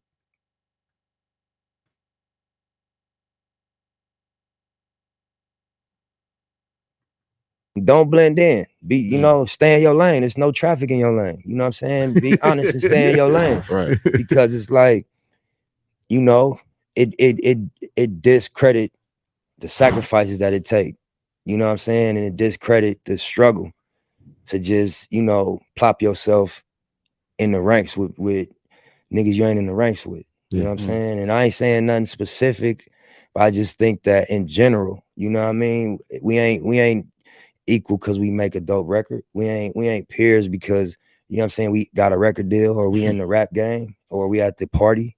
We ain't, no, this shit is different. You know what I'm saying? And I don't know arrogant shit, just like, you know, let's be honest and let's deal with each other in reality. Cause I don't blend in just cause you went to the studio and figured out the beat and got a cool cadence. I don't necessarily agree with niggas because of the songs they make. I agree with you because of how you live and how you move and like just what you believe in. Don't blend. And that's a fact. Like that's what I'm saying. Like, and this is how I feel about these Redpillers. Like, for example, like this Justin Weller guy. Like for me, he's a hypocrite.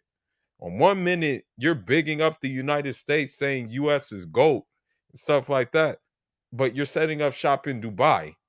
You know what I mean? So what? Like you're telling everybody else to stay and things like that, but meanwhile, you're setting up shop in Dubai.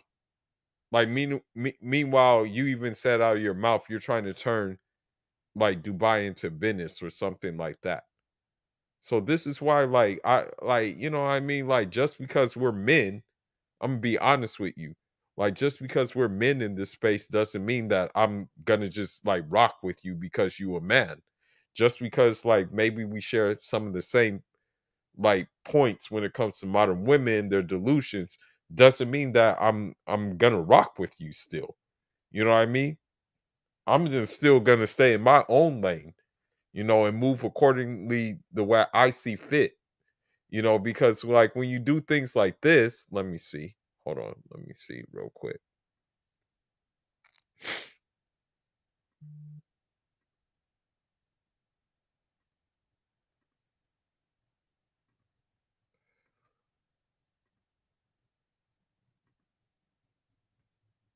Zach, they don't need your attention. You could hear it in the inflection of his voice, how needy he is.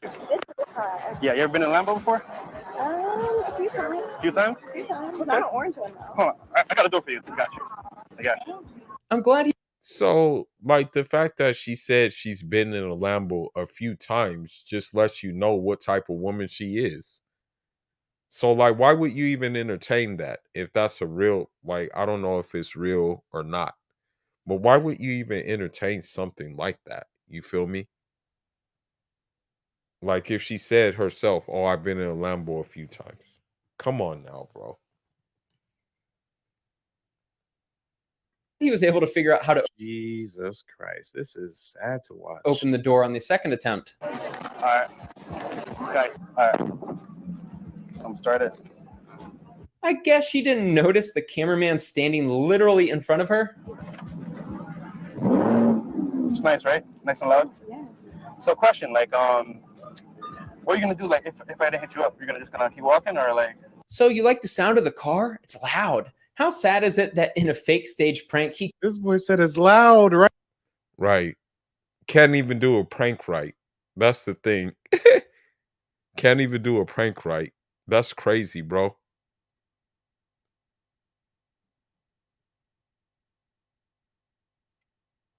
Hold on, let me see.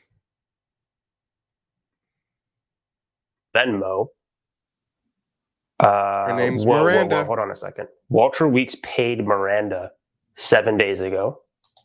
Paid somebody else 15 days ago. This is weird. He also paid, hold on, Walter Weeks paid Miranda on November 2nd. And okay, so he's paying her. There's got to be some explanation for this, right? But, maybe it's, gas money, Baby mama drama. Did you know he smashed one of them porn stars? Raw Dog nutted in her, and he was running around with a baby mama scandal. Big juicy bomb that you did drop, and that everybody, all these commentators, okay, all throughout the manosphere and outside the manosphere on YouTube are talking about. Are you really pregnant? Yes, I'm pregnant. Is Myron Gaines? Yes. Is Myron Gaines the father? Yes, he is. And the premium is Well, $1,000. I'm not gonna get caught up in that, but let's just keep it moving with more of the dumbest stuff. Matter what you should, if you're there asking out for, if you're there, brunette side chick to compliment my blonde trophy wife that is pregnant with our mulatto baby. Who said that? And so much hate there get into. Better. Now, the rest of the photos, they're kind of... Guys, we have a fun video for you today. We're going to be critiquing Myron Gaines's from Fresh and Fit Seeking Arrangement profile. His username is 1% Man. I'm trying to really... So the fact that he's having a profile goes to show you that he's no different from anybody else using dating apps. And me, personally, in my opinion, this is just me. If someone told me, hey, should I use a dating app? I would say hell to the no. Don't use them. Okay? The only time I would say you use a dating app is if you're going out of the country. Then you use them. Okay? They're not as common in other countries as they are here, But again, we're seeing the same pattern over and over with these people.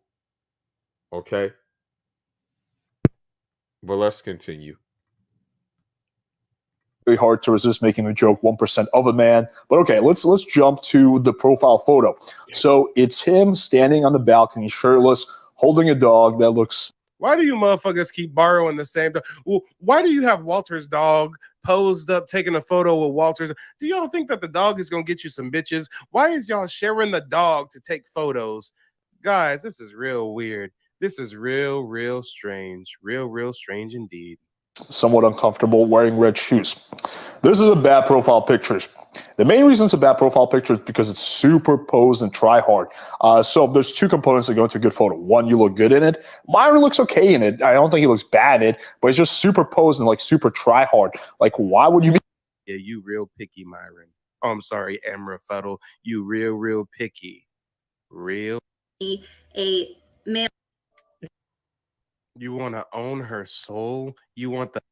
Look at these messages. Hi, my name is Myron Gaines from Miami, and this YouTube channel podcast has exploded in growth recently. I just wanted to make sure you were cool with it. He's a really nice guy and even wild content. Come on now. Wait, so we had somebody send a message on it? Y'all, this is crazy. And I sent the screenshots. Then he said, responded to the screenshots that I sent and said, I'm just being honest and stand by it. I'm not collaborating with you unless you have had sex with a bunch of dudes I know and aren't special. You could have just said no and kept it moving, but you're clearly in your feelings going through all that effort with a poll, etc. Go ahead and screenshot the conversation of Clout Chase. I don't care what 75 Simp said in your story to White Knight. The difference is I say what I want and don't care what you think they do. So at this point, this is where Myron lied and told everyone that I started threatening him. And she blurted out. And yes, Lena, as long as they white, they attractive. And for so the thing is, like he brought that on himself. Like if someone says no, you just keep it moving, bro. Like you don't like, you know what I mean? You don't entertain that person. Okay? You just keep it moving. If someone says no, you just say, okay, bye. That's it. It seems like he took it upon himself to insult this woman for whatever reason. I don't know why, but I guess he felt the need to insult her. His reasons for doing so is beyond me, you know. But let's continue on. For anybody who doesn't believe that Abdullah Jabbar or Habibi, whatever the fuck his name is, for those who don't believe that Myron would do this, This okay, see, and this is exactly like, dude, like the shit he's that he knows the women don't out the baby daddy wasn't Myron's, but Myron. And I apologize, guys. I was dealing with some technical difficulties because you see, Walter is just as much of relationships, vetting girls, and kind of like what girls want in guys. So, Ak, can you tell the audience what the debate is about today? Fresh. I don't like any of them, okay? I don't even like academics. I think academics is just as big as a clown as Fresh and Fit. But there's some points that are being made that maybe you can we can dissect. I love you, brother. but I feel like you're walking into the path of becoming what I would say is a hypocrite, or you're just strictly delusional, something that you preach against. Mm-hmm. And I would just like for you to remain on your pivot while instructing the many. We got 4,000 people in here, while instructing them how to live their lives. Make sure you're very cognizant how you're living yours, you know. Or you could maybe just keep it real and just say, hey, you listen, follow what I say, but not what I do. Okay. Mm-hmm. I asked you a few simple questions and the answers were very alarming. Okay. I feel like if the roles were reversed, and we have like a lot of beautiful women on the panel today, but I've watched you, and you guys know I watch your show religiously. Now, if DJ Ak is calling you a fraud, there's something wrong. Mm-hmm. I'm not here. And the advice you give to men is very different than what you are following. Okay, explain to me where. Okay, then. And again, the only audience and jury will be the chat. Yeah. I believe if you were speaking about a woman who, is in her early 20s, who came to Miami, who met high value men, like you would consider yourself, right? Yeah, for this show, yeah. Okay. if you would speak about that woman who met that guy on a multi-million-dollar yacht, the first thing in the assumption wouldn't be she loves me or she likes me for me. Okay. Come on, y'all. Now, he met her from seeking arrangements. He invited her onto a yacht that he was renting, and that is the only reason why she gave him the time of day. And he lied and he capped, and he said he didn't pay her. He never gave her no money, but we got receipts. Okay, that's weird. Walter Weeks comes up. It says it's on Venmo. Whoa. Hold on a second. Walter Weeks paid Miranda 7 days ago for one low payment of $497. Your ass said happened. I'm serious. I'm not being facetious. I really want to the barbecue. You can go down there and join them niggas at 7-Eleven. You can go join them niggas in the cell phone shop. That's what you can do. Look at race. I look at it. Do I respect the person? He don't look at race. Then why are you? Because y'all aren't incels, y'all aren't beta males. This is the grift. This is the come up. This is the scam. And so again, this is what I'm saying. Like when they offer courses and stuff like that, I would tell people like, man, like don't get no courses in something like this. Get you some courses in something that is going to build you a skill. Get you some courses in something that's going to build you something that you actually can have as your own like intellectual property or something like that. Get you some courses in that. Like take you like a, I don't know, like maybe take you like a, I don't know, like a digital film course or something. Take you like a damn art course. Take you something like that. Not some made up high value academy. DMs on demand. And they want you to pay $497, then $197 for a high value academy? Take that, invest, man. This is not a good investment. I don't think you'll receive a return on your investment, me personally. Of course, DMs on demand for $497. Do I respect facts? You continue. My thing is, I don't even look at race. You don't even look at race, and you want to call the black community racist when you're the fucking racist one trying to call black people monkeys. That's probably how we met his wife. And then she looked back at him like, he's like, and then she like, and they start licking each other. Probably imagine them getting married. You projecting like a motherfucker. You're the racist Arab, Myron. I mean, Abdul Jabbar Habibi. Wait, no, let me not be facetious. What's his real name again? My name is Amra Fuddle. Amra fucking Fuddle. You're the racist Amra Fuddle. You Arab from Sudan. You're the racist running around saying black women have the lowest approval rating. Black women have the lowest approval rate of all the other races of women. I'm gonna say. I mean, that is pretty true. I mean, I'm not going to even sit here and cap. That's true. However, like, I don't know how the demographic is outside of the U.S. because obviously if you're in Africa, you're just going to be surrounded by black women, you know. So I don't know how it is but, you know, U.S. is multi-ethnic. So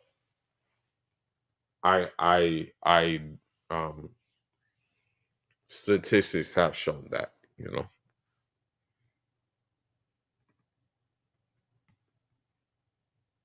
and ridicule them, cuss them out, liquor them up, trigger them, and kick.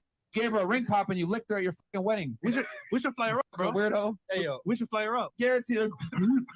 Flued out. Flued out. You may kiss the bride. This dumb ass nigga. I love you. I love you. I love you. I love you. Yeah.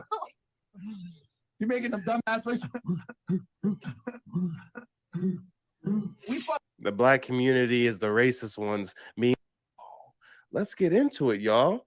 They pay for Charleston White to come up. They pay for him to be on the show, and he makes light of the fact that apparently he used to sexually assault. That's a gun behind his back. You see the muzzle right there? You see the muzzle right there? He got a gun behind his back. He got 10 of his boys in the apartment, about 10 females. The dude ain't even in the apartment, but he's trying to bait the dude to come in, knowing that the dude don't know he got a gun behind his back. What kind of shit is this? Yeah. He's here. Don't do it, bro. What's up? Don't do it, man. Don't do it. Don't do it. Scared of a dude in some cutoff capris and some Timbs. Yeah, it's like, you know, you have a weapon. I understand you're defending yourself, but I mean, what, you know what I mean? Like, why would you even acknowledge this guy? You know what I mean? Why wouldn't you just ignore him? But no, he has the door wide open, bro. It's like crazy. I wish a motherfucker would come to my door. Don't come. Don't. I wish a nigga would come to my door. If you walk in, it's gonna be a problem. That's why I recorded, right? If you walk in, it's gonna be a problem. If you walk in, it's gonna be a problem. And that foundational black brother was like, yo, I wish a nigga would come to my door because we get active. A motherfucker come to my door, I'm stepping in that doorway and I'm putting hands on him. But Myron wants you to come inside so he can shoot to kill the unarmed black man. Whoa. So now we know. Yep. Now we know Myron Gaines a fucking bitch ass nigga. We're doing a show, bro. So step the fuck outside, you a pussy ass nigga. Come on in. Who's running your fucking mouth, right? Come on in, bro. What you want me to come in? Because you's a fucking pussy snitch. Okay, exactly. You a police calling ass pussy ass snitch ass nigga. So why you coming in? The world knows. Don't do it, man. The world knows. Ayende. I'll preach. Yep. Come on, y'all. Donat, thank you for the contribution. And I think there was a typo. I think he meant to say can't. Antagonizing someone you can't claim self-defense unless you think he can claim self-defense. But either way, let me know. Yep. You're literally trying. Yo, you're committing a crime right now, bro. Look, you're committing a crime right now, bro. You got a rapist talk about crimes. Oh shit. You got a rapist talk about crimes. Look at this guy. Yeah, and that black brother came to check him because apparently he been sexually assaulting women. Come on, y'all. And Myron's talking about you're committing a crime right now. Does that crime warrant death? Now he's going to act animated with this black man. Was that you think that I'm jealous that Fresh and Fit get women, right? Yes. Well, I don't know what you're talking about. I've already showed the receipts that they don't get women, that the only way they get women is by paying for women. So what are you talking about? That's not true. I have receipts too. Then share your screen and show a receipt. The Fresh. You said you got receipts, boy. He stumbled over his words. He was like, blah, blah, blah, blah, blah. Like, and so that's the thing. Like, when it comes to me, yes, I will defend like when it comes to me, I'll defend like a Nipsey Hussle because I knew dude. I knew how solid he was. When it comes to me, I'll defend a like a Maurice Bishop. I'll defend like a Malcolm X. Although they're deceased, I still think there's too much of they left too much body of works for you not to get information from, rather than just seek your information from dudes who just stand on ish and giggles, basically. Yeah. Fresh. He got with my neighbor. My neighbor went down to Miami. He got with your neighbor. Did he find your neighbor off seeking arrangements like he did his girlfriend? Okay, I don't know why I just got this random link. Let's see who this girl is. I mean, she looks pretty good. Her name's D. Milfy, kind of a sus name, 23 feet. Claimed that he claimed he just showed footage where Myron got punked in his own house while he was clutching a gun. Yeah. Okay. So here's the thing. The last caller, Mike, did you pay him to call in? Because People that all the time. These motherfuckers be so entertaining and such incels. People be like, "Damn, you had to have paid him." No, that was all natural. he said my neighbor went to Miami and she got with Myron. Those was his words. And knowing what they are, with all the booty meat showing on Instagram or whatever, and they come and slander them on air in front of everybody saying, "Oh, look at these dumb bitches." No. And try to use them as a case study to slander. So, I'm going to show one more thing, basically, and then I'll keep it moving, and maybe I'll do another show showing some other people I got the game from, basically. But in this first show, we showed that we got the game from Maurice Bishop, and we got the game from Nip Hussle. But now I want to move on to something else.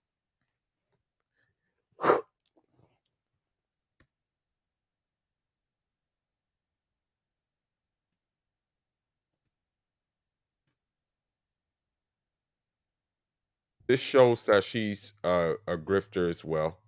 She's just as much as a grifter as anybody else. Okay.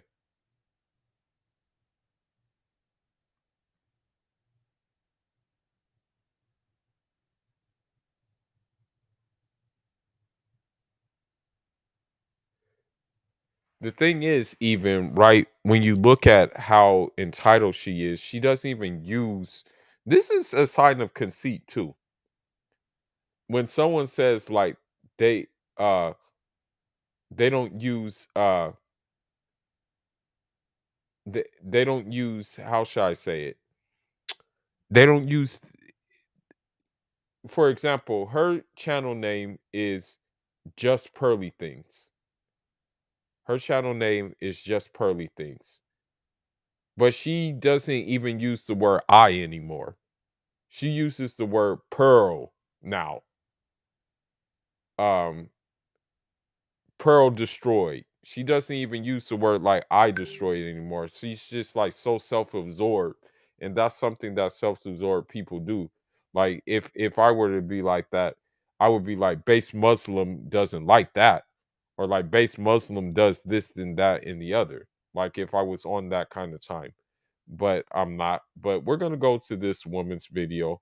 Um I guess she has it out for her for whatever reason. But let's let's let's go ahead and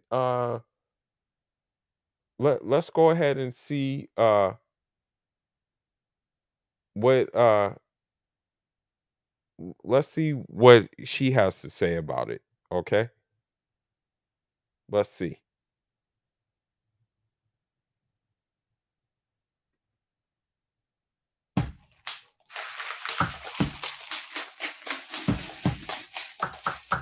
Why do you think these reaction channels were offering my entire staff jobs? They want me to fail and they're bullies. All of them are bullies. Wow. Crying bully like a So, I mean, at the end of the day, like there was the way I look at it, and I could be wrong, but I only saw one channel offer a staffing job, and that was that one goofy.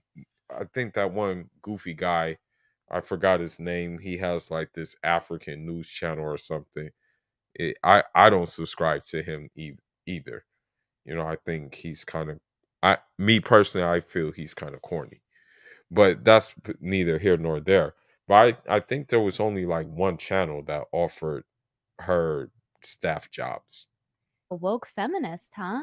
It must be content. So I don't know why she's subscribed as she feels that reaction and commentary channels are just all bottom of the barrel bullies. But who are these bullies specifically that ignited Pearl to rant about them? Turns out that Pearl has an ongoing beef with Abbott and Preach for the past year that at least partially inspired her rant tweets and video.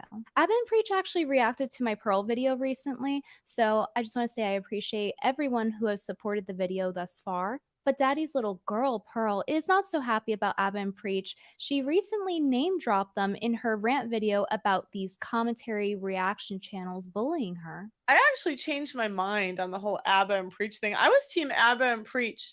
I was in the beginning of the Fresh and So again, you see this guy right here, and it's like I hate to say it, but it's like I couldn't be around this guy. You know, I could just say, hey, respect him, but I know I can't be around him because he doesn't really stand on anything. You know what I mean? That the fact that he's still sitting there with her in the room looking like a goofball, knowing what she's about. Like he doesn't have any dignity to go and start his own thing. All right. Even if I'm not monetized, even if I'm not any of that. You know what? One thing I can be happy of, that I still have my own intellectual property and I don't have to compromise myself because like I find unfortunately compromising yourself will get you the most views. And that's something I'm not prepared to do. Fit drama. So after Abba and Preach reacted to my channel, which led me to fall down this rabbit hole, I wanted to know what exactly it was that Pearl considered to be such horrendous bullying. Let's say a news person pulls up a media hit piece, okay, on Redfill, folks. They're gonna play this clip. This was Pearl's world. I'd get rid of birth control. I'd ban it. I think that's the root of all evil. I don't think women should though. And their audience is gonna know that red pill popular people are. So, and that's the thing about Pearl is that, like, and you know, I'm just gonna say this. I've been saying this. Her life does not even reflect the things that she talks about. She talks about, like, for example, her father being in a good relationship, this, that, and the other. But it's like you didn't follow suit. Like you did not follow your mom's suit. As a matter of fact, you went in the opposite direction. You know, and I usually don't subscribe to women channels, but man, maybe she deserves to get a subscription. She may have some sense. But let's see. Or saying dumb shit like this, and it's gonna discredit everything. That's not bullying. That is called criticism. And it's justified criticism considering that her arguments are intended to be inflammatory. Is this really the girl complaining about getting bullied by reaction channels? This is the same girl who makes inflammatory tweets all day, every day, and will go on about women being whales all day. You would think that Pearl's skin would be thick as blubber. Anyway, later in the Well, and I'm gonna be honest, no disrespect to Pearl. She talking about women being whales, but her herself is not her. I hate to say it, and I'm just gonna keep it real. Okay, her body looks deformed. You know what I mean? Like I'm just gonna be all the way honest with that. Like her body shape, it looks like it was created in a lab or something. I'm just gonna be real. Okay, before she talks about like other people, like it's just like, yo, look in the mirror. You know what I mean? Yeah, I think that's one thing that, unfortunately, and I blame the men for this. Because believe it or not, there are men in her DM. There are men trying to talk to her. It's just that those men don't meet the caliber because she wants a 1% man. But let's continue.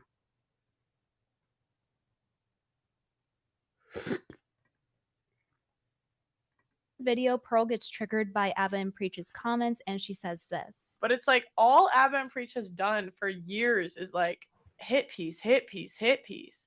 It's like they just sit on the lives waiting for to take something out of context. She complains about how mean reactionary channels like Abba and Preach are. Then her emotional support simp, Smokey here, begins to defend her honor. I don't shit on these guys, but if they come for me or come for you, I'm going for them, bruv. I don't care, bruv. And she immediately ignores him by suddenly playing on her phone every time he speaks in her defense. A successful channel goes like this.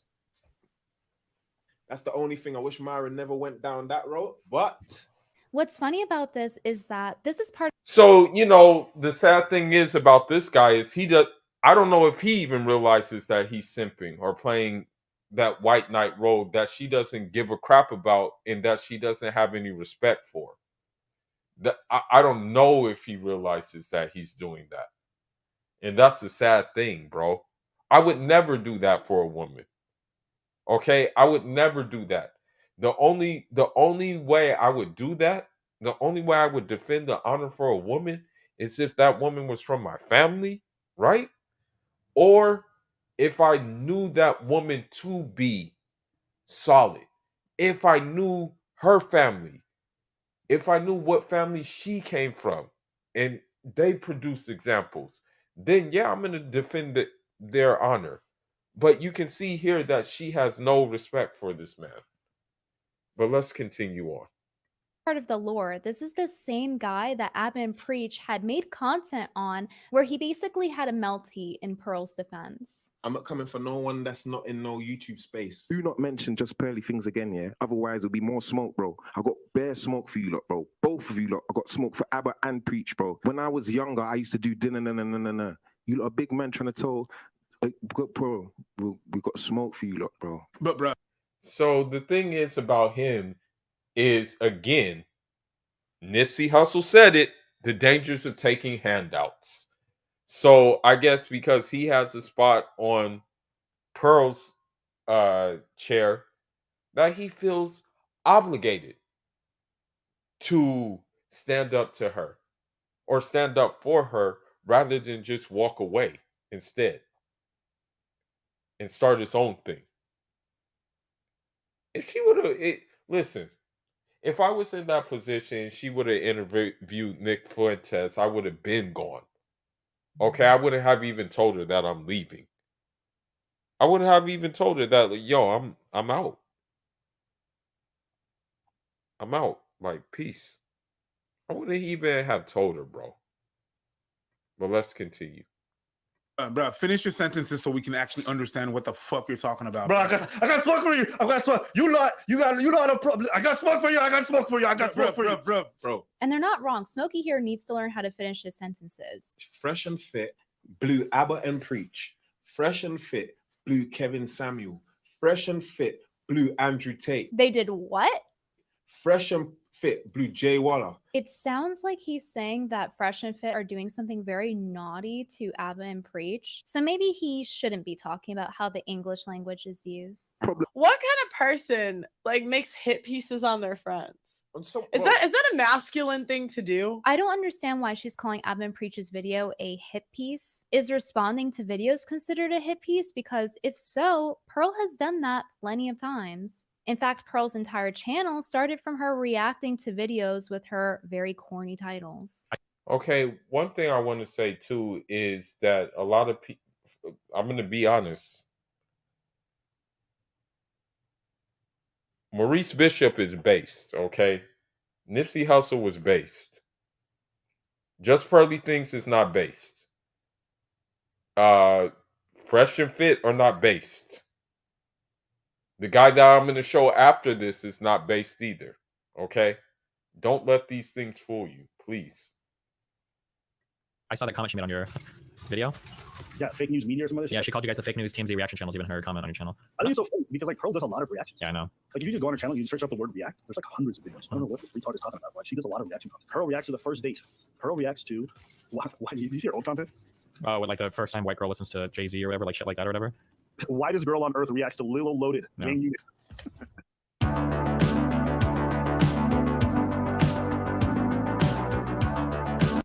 So what exactly is her criteria for a hit piece? Does it count when she's reacting to somebody talking to her?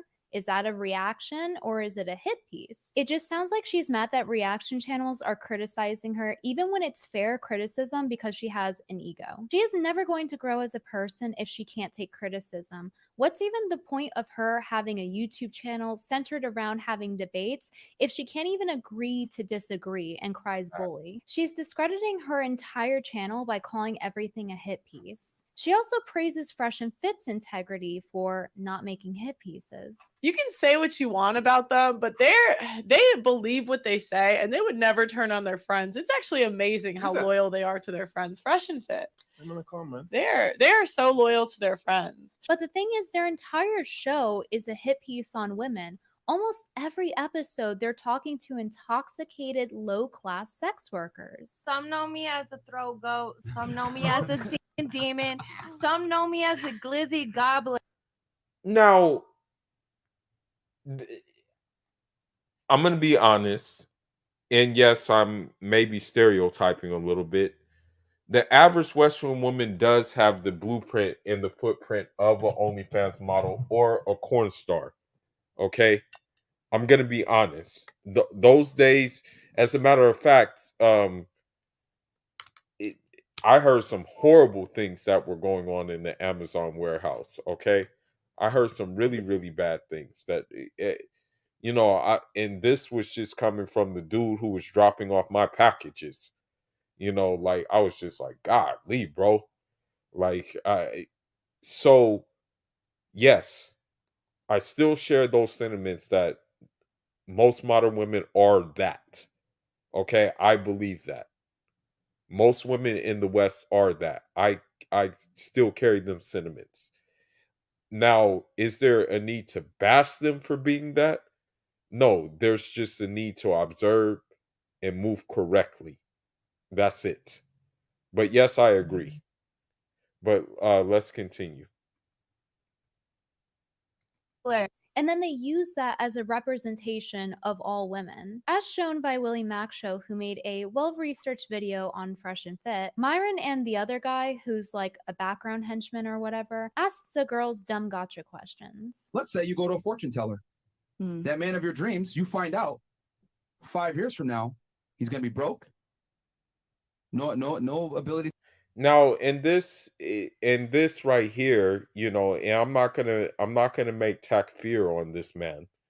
I'm not gonna make Takfir, but what I am going to say is him coming from a Muslim background, why would he hypothetically even do that and mention a fortune teller when he knows that God is the only one who is in charge of the future? This is how far gone he is. To provide security for you. He's going to become an alcoholic. Would you stay with him now that you're armed with this information? No. Fantastic. Women are interested in a man's future. A man is interested in a woman's past. Gotcha, bitch. That's not a gotcha, Myron. You would not marry a woman that would become a crippling alcoholic. Nobody would. That's absurd. Okay. Have any of you fucked a girl as a man? Have you ever fucked a man as a woman? What are we saying here? He also interrupts girls, tells them to shut up, and if they try to ask questions back, he shuts them down. Then after they do these tactics to make them look dumber than what they are a lot of the time, they'll go and take that and say that that represents how all women are. Do any of you understand what it takes to be attractive to women as a man? I mean, I understand the concept. No, you don't, because I mentioned a bunch of them and you looked at me like I was crazy when I mentioned it. What's your longest relationship that you've been in? What does that have to do with the question? Because I just want to understand you, just like you. I'm Because trying you've to been understand. contradicting. You've been extremely disrespectful. When really a lot of it isn't that they're so dumb, it's that they're intoxicated, they're using certain tactics, and they're cherry picking these women from certain demographics to appeal to their audience. So not only do they do that, but Fresh and Fit have also maliciously utilized the copyright system against other YouTubers. So one thing I want to say too about them is, and this just goes to show that it's just a repeating cycle, and it's not adding any benefit to a dude's thing. Whatever podcast, it's more mild. That's why I can like kind of listen to it sometime. But they're just doing the same content over and over again, truthfully speaking.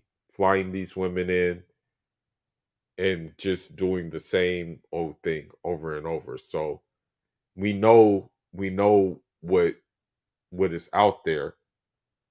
What is the point of keep on showing us what is out there when most of us are kind of hip to it already,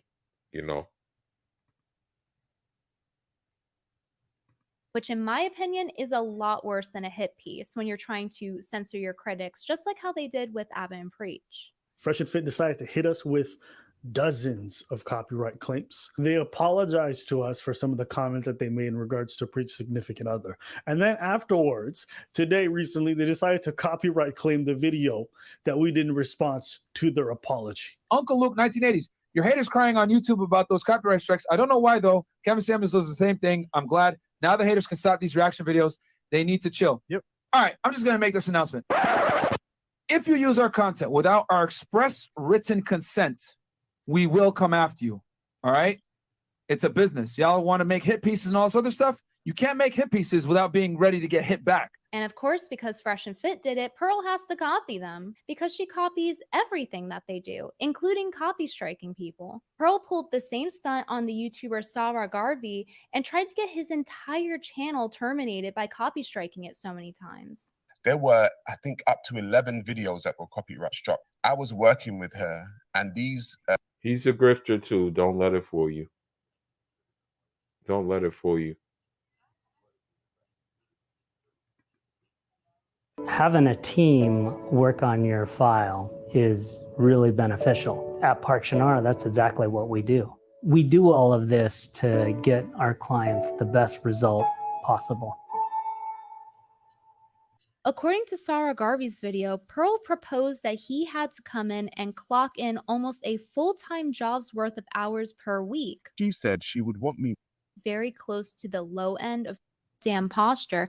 Every time I see Pearl, she is in gorilla stance. If you're going to be so opinionated and give people dating advice, then you sure as hell need to have good posture. Bad posture like Pearl's can make any attractive person much less attractive. And as for Fresh and Fit saving lives, they almost exclusively platform sex workers and male degenerates. How is that helping men self-improve when they're... And that's why I think like the Muslim, the true Muslim has the edge because, we know that the greatest battle is going to be the battle within ourselves. We know that. But with these self-improved dudes, these dating coaches and stuff like that, they're so full of themselves that they can't see that, like, obviously there's things that are going on in themselves that maybe aren't really conducive to like a like being healthy, in all areas. But yes, but even whatever podcast as well, they have like corn stars and OF models as well. But it's just, I guess you can say, a little bit more milder, you know. They're just making them think that all women are entitled 304s, and they give no pushback to degenerate men on their show. In the video by Willie Mack's show, he does a great job at pointing out the garbage that Fresh and Fit teach men watching, like promoting SA.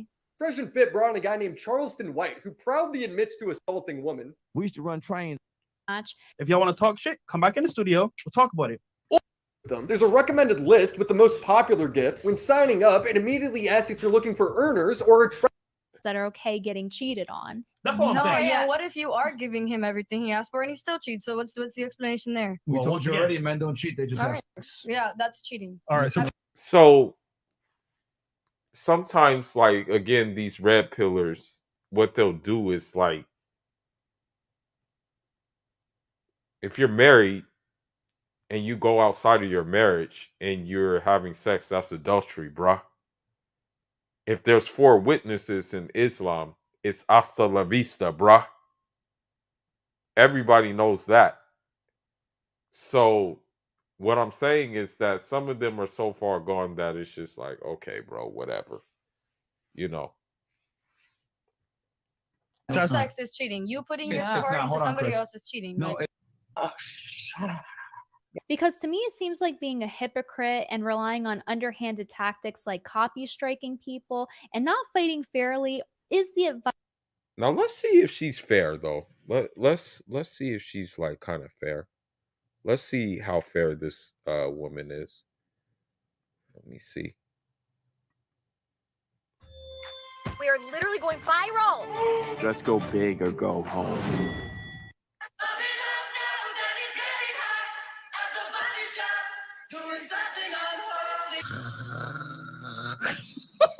Boo. Boo. When a big ass dude says shit like this, it is quite literally because he cannot control you. You don't need him, you allow him to be in your life. They make shit like this up to clip your. So, with her, we all know, like, I've done things about with her. Now, unfortunately for her boyfriend, she controls him. You know what I mean? And it's just like it's a bad situation. But the title is very telling because she said TikTok girls who incentivize bad men in dating. Okay. Um these are some of the points we had. These are some of the points in our sector that we had, that we know that most women are into those type of dudes. You know. Your fucking wings, bitch. I have to say, content like this is going to make men want to be assholes. The TikToker who is responding to the guy, her name is Drew Offwallow, and she makes a lot of content dunking on men. It's sort of her brand, and she kind of just seems at this point to be going out of her way to look for trouble. I, for one, love dunking on men, and I think that men love dunking on women too. It's called banter, and I think that's perfectly fine. And you know what? I dunk on women too. I don't discriminate publicly. But this flavor of And it's the same thing with me. Like, that's what I'm saying. When it comes to Fresh and Fit, when it comes to these like Justin Whalers or whatever the case may be, if they say stupid things, then I don't care if they're men. I'm still not gonna like really like bother to respect them. Okay. As a matter of fact, let me try to find the video where he's just said some stupid crap. He said the dumbest thing ever I've heard in my life.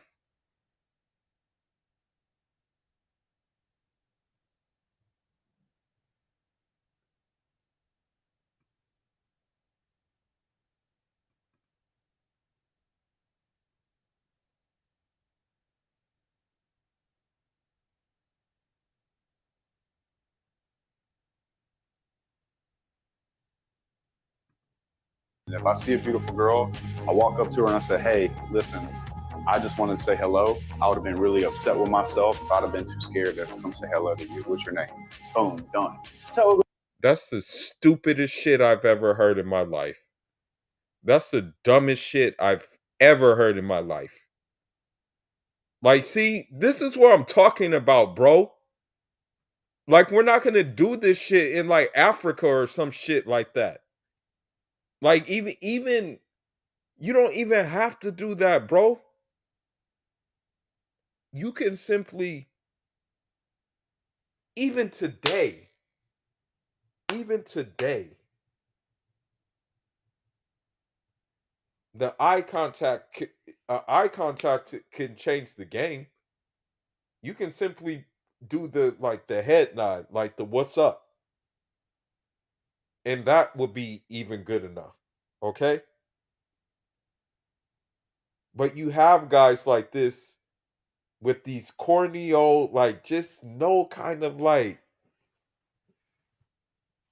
bro, just be yourself, please. The truth, man. Hey, I saw you. I thought you were beautiful. It would have bothered me if I didn't have the courage to come tell you. What's your name? You'll know if she's into it or not. She'll smile. She'll laugh. Say, hey, let's go get a drink or coffee or whatever the fuck you want to tell her. And if I Yeah, this guy is a dork, bro. Yet these are the guys that they listen to.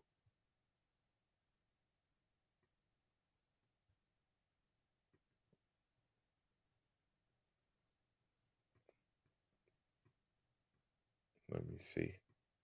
More I hate to say it, but this is like cringe almost. I hate to say it, but this is like cringe crap. You. Hey, Justin. No one. He wants to. Hold on, let me see.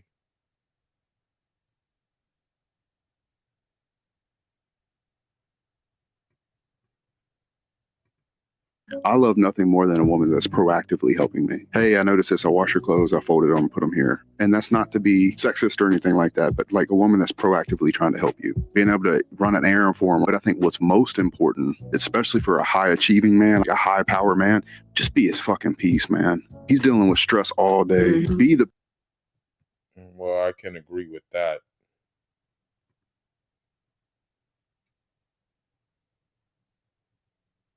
Let me see. He'll say some more stupid crap.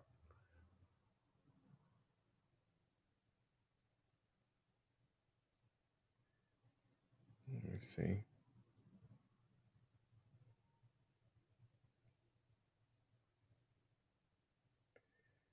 I think what happened on one of these shows, one of these dating roaches, like his own wife, like basically emasculated him on air. Hold on, let me see. I forgot his name. Let me see. Let me see. Gotta try to find it.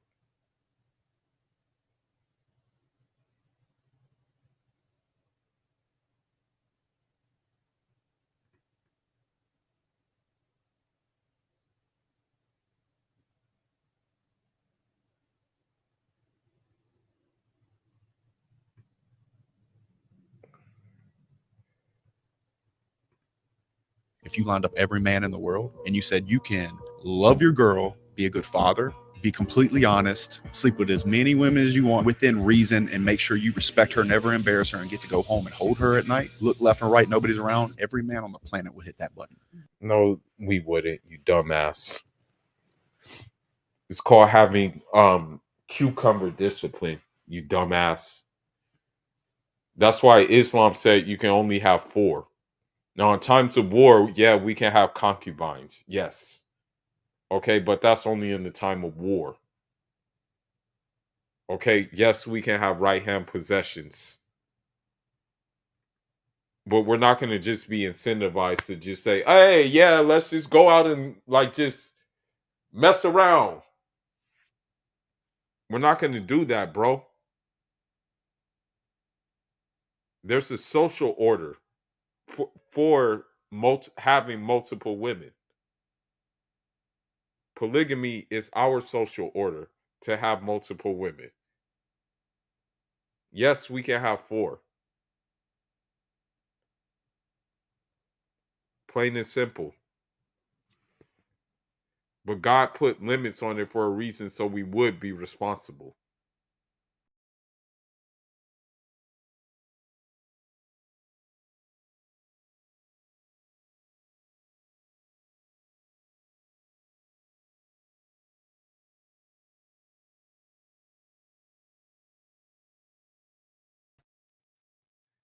My bad, y'all. I don't know what I did, but I just like kind of like left the stream. Hold on. Let me go back. Okay. Yeah, for some reason this dude bugs the hell out of me, bro. There was another clip though that I wanted to show, which goes to show that he got G checked.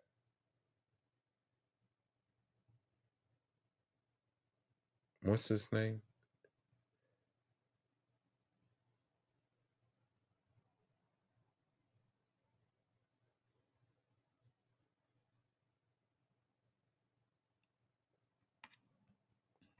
They say, oh, you're insecure. You got to sleep with all these women to get validation. Bullshit. Men like to fuck. If you were head over heels in love and you had genuine desire for that man, as bad as it might hurt you, you would stay. Because as much as you hate him for doing it, you know deep down, if you were dating some slump, he would do it if he could. And women misinterpret the inability to get a woman for loyalty. And it's bullshit. They say, oh. Okay, so let's see. Unfortunately, Thierry Henry, his wife left him. And that's one of the best footballers in the world, one of the highest paid footballers in the world. Jabril Cisse, he got caught cheating. His wife left him. Eric Abidal, he got caught cheating. His wife left him. And these are all high paying footballers. Okay. So again, this guy is just like, again, cringe. Just cringe.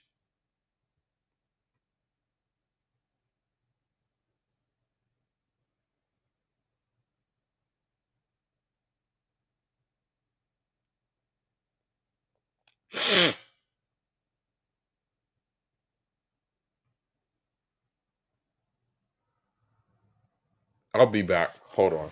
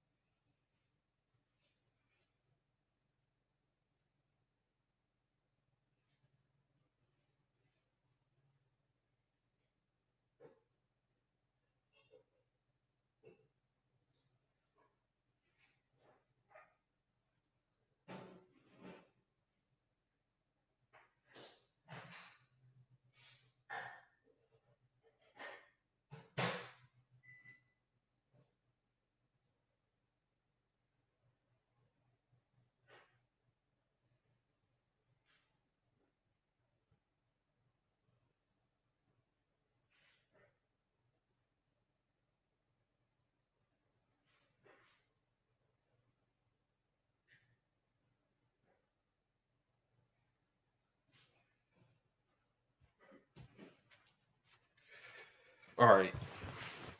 Let's see. Let's see what else we got here. Hold on.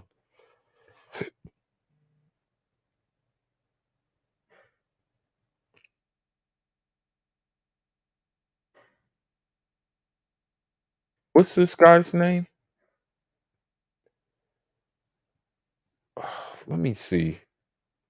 Maybe I can look at this podcast real quick. Hold on.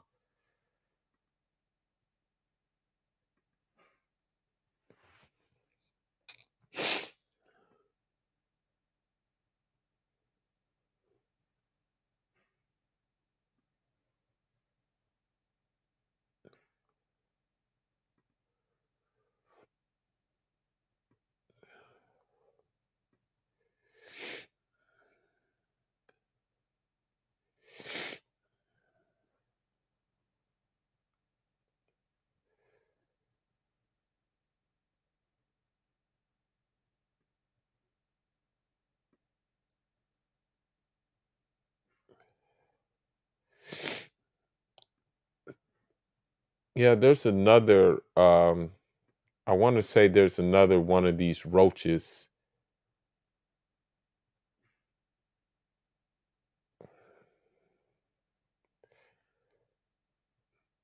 Trying to look.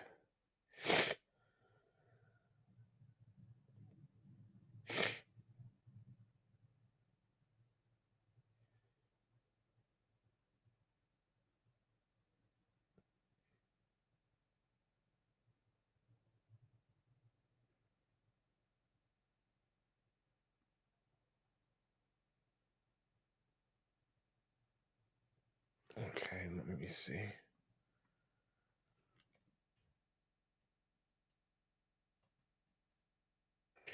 me see.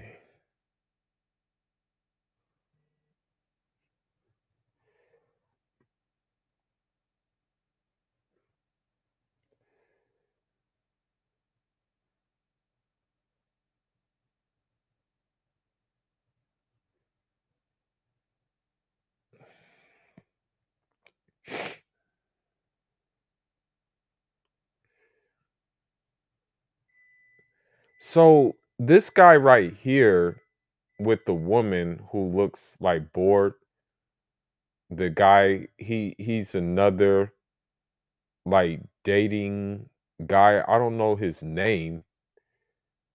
Uh okay, Michael Sartain.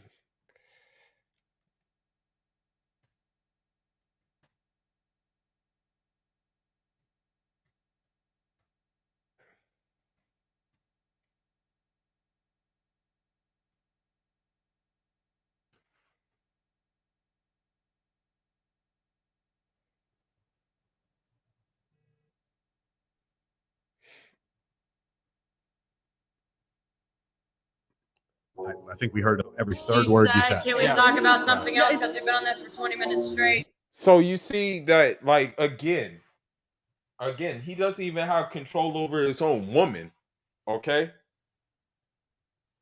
The thing is with me is I'm going to be straight down the middle all the time, bro. Like I even tell women from this country, okay? I say I'm not from this goofy world you from. And I don't go by these rules, bro. So you're not going to disrespect me like you do these other men out here. As a matter of fact, I'm going to give you the cold shoulder. I'll tell them I don't want you even in my radius, okay? Yeah, I hate to say it, but like, I mean, like, let's be honest with ourselves.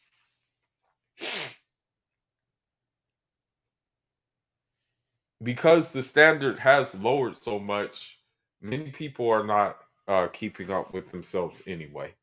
Okay? That's just the bottom line. I'll be right back. Give me 1 minute. Give me like 5 minutes, real quick. Give me 5 minutes.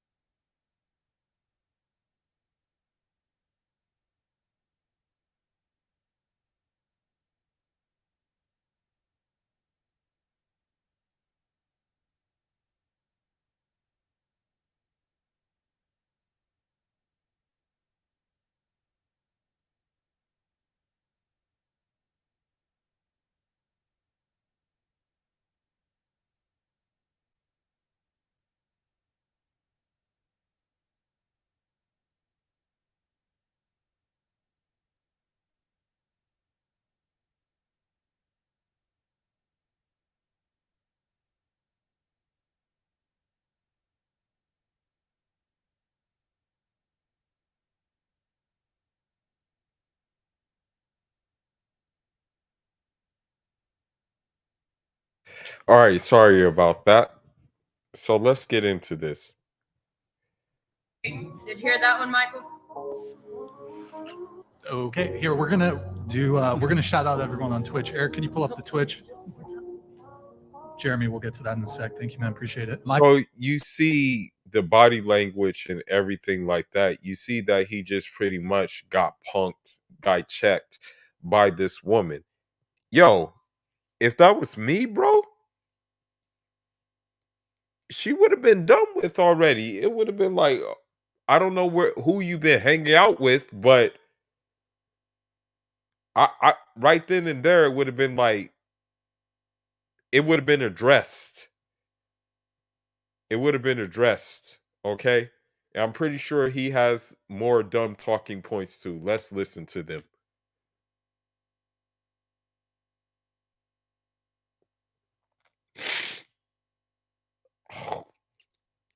And no, you didn't start the movement. The Prophet Muhammad, alayhi salatu salam, and the Prophet started the movement.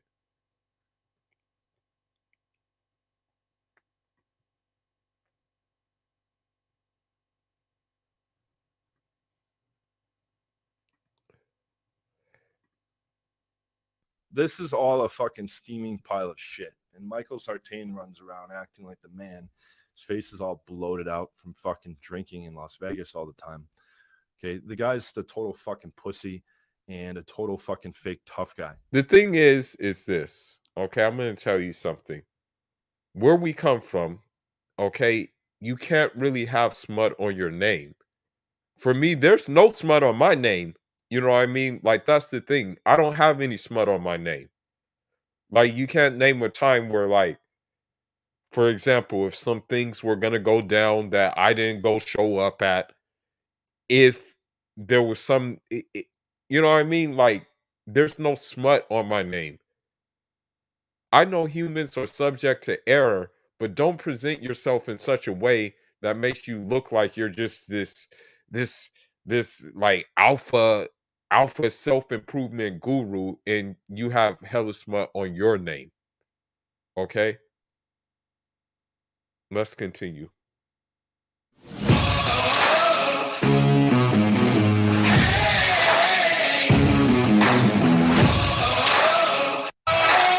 Looking at Michael Sartain, okay, everyone's favorite social circle guru in Las Vegas, the coolest guy ever. Okay, this guy is a fucking fake alpha pussy. Okay, I know lots of people that know this guy in real life. And I hate to say it, but like when you look at, I hate to say it, I'm gonna say it, okay?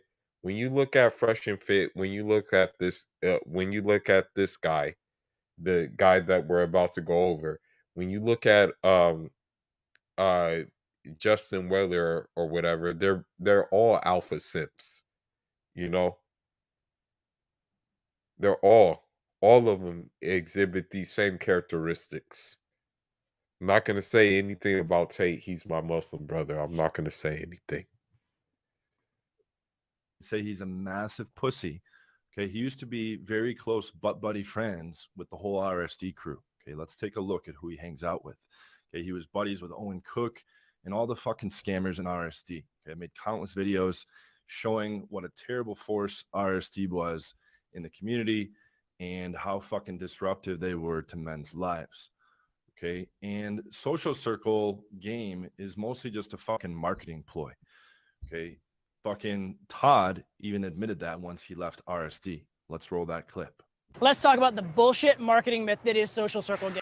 Most guys don't have good Instagrams. Okay, it's not feasible for most guys to generate some big massive social circle and let that be the key to game. Okay, Michael Sartain is all anti-pickup artistry, anti-PUA. Okay, I heard in real life he's a huge pussy that won't approach. He's scared to approach. Okay, so he tries to network and stuff like this. Okay, let's look at who else he's collaborating with. Okay, he was collaborating with Luke Krogh, RSD Luke. Okay, they were running a thing called Project Vegas. I attended a talk there. This was back in 2013 when I was living in Vegas. And Sartain was up there trying to act all cool and all this shit with his little fucking glasses. This guy's just always like spouting off hot air. Okay, oh, I'm former military, you know, no, I run Men of Action and I'll kick everyone's ass. No, he's a fucking pussy in real life. Former military, then if you're former military, then why is military having a hard time recruiting men, and why is military now using triads, making these women like showing pretty women in the military that are not even in the military? Like you think someone gives a rat's ass if you're former military, bro? You got your asses kicked in Afghanistan. You got your asses kicked in Iraq. You got your asses kicked in Vietnam. You got your asses kicked in Bay of Pigs. Need I say more? Let's continue. Okay. And then after his little fucking, trials and tribulations with Luke later said, Michael Sartain's social circle tactics are cringe and unnecessary. Okay. And we'll show the little screen grab from that. And, and Luke himself was just a fucking cokehead subsisting off cheeseburgers anyways. So who gives a fuck about that? Okay. Now let's look at who Michael is bringing on his show. Before that, if you actually want to learn real game and get regular dates, pack your schedule full of dates. We are running the best program in the industry. We have over 1,000 testimonials on a proof page, empirical evidence that real pickup does work. Okay, and real pickup can get you a big rotation full of stunners or get you your dream girlfriend. Okay, so get on one of those free 30-minute calls with the link in the description. Okay, so who has Michael brought on his show since? He's brought on Max Tornoff, who's running a massive get-rich-quick scam, okay, called Freedom Business Mentoring. I've done multiple videos showing how Max Tornoff literally copied the Ballig brothers, or these German guys who got put criminal charges on them, okay, in Germany for running this whole fucking scam. Max Tornoff copied it verbatim. He was also hiring girls in Kiev, paying girls in Kiev, promising them a better life to be part of his little social circle shoots, okay, which was all a facade. In reality, Max Tornoff is just a fucking video game playing nerd who doesn't even shower much and smells like shit. Okay, so he was paying those girls for a fake facade. Okay, this was all social circle. No, it wasn't. Okay, those girls were paid and they're being extorted basically because they're being promised a better life in Germany and Austria. Okay, and I showed multiple videos where his fucking girlfriend is busted and people that were friends with a girl that was part of those shoots, okay, basically spilled all the beans on that. Okay, then we have Rollo Tomasi. Need I say more? Okay, the fucking person that's the most money grubbing person in the whole manosphere, according to Anthony Johnson, who docks like 50 guys to a reporter, who is pushing all kinds of fabricated statistics and bullshit myths into the space. Okay, by his own admission, has only banged 40 girls lifetime, but runs around pretending to be a guru to make money. Okay, he's written a whole bunch of shitty books, just fucking rampant with horrible errors and statistics. And like I said, just fucking information. Okay, and he makes up all these terms to try to make his stuff sound more complicated and therefore, more intelligent and blah, blah, blah. There's a guy that wrote a whole book refuting all of Rollo's concepts and ideologies called The Irrational Male. Okay, it's on Amazon. I'll have the links to all my videos, okay, shown in this video here, where I blast these various scammers that Sartain is hosting on his podcast.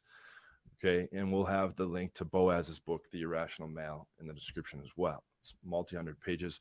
I also made a video series called Debunking the Red Pill, which goes through and systematically destroys all of Rollo's talking points.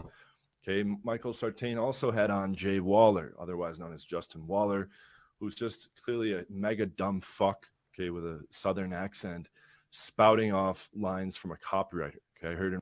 Yeah, I hate to say, but yeah, bro, like he is dumb, bro. Like I'm gonna be honest, he is dumb. Like when I heard how, like, even when you heard how he was talking about how he would approach a woman, that was like the stupidest crap I've ever heard in my life, bro. Like he made it even more complicated than it had to be. Like how are you gonna make something more complicated than it has to be? Okay. I what did he say in that thing? He said, "Oh, I just wouldn't be able to live with myself if I was too afraid to approach you." Do you know how corny that crap sounds, bro? Well, let's continue. In real life, this guy is a mega pussy as well. Doesn't get chicks, okay, but likes to front and act like he's the man, okay, and he's part of the Take crew and all this shit. Okay, just another fucking asshole scammer. And he lives with Sterling Cooper, who's a fucking scammer as well. You listen to these guys' dating advice, and when you're a real expert, it's very obvious they don't, number one, don't know what the fuck they're talking about. Number two, are really just talking out of their ass, right? Jay Waller's like, yeah, the key to getting women is to hold the door, and I go and dance with the fat girls so that the pretty girls will notice, and all that. It's all fucking bullshit. Okay, he has no fucking clue what he's talking about. I had his mother on my show for an interview, and she's like, yeah, Justin's been lying to all of you. You have no idea how many lies he's told, and went on and on and on. Okay, who else has Michael Sartain been featuring? Ty Lopez, okay, everyone's favorite fucking make money guru. Ty Lopez was renting mansions and cars and all this shit, pretending like it was his own. There's lots of exposed videos on that. So, again,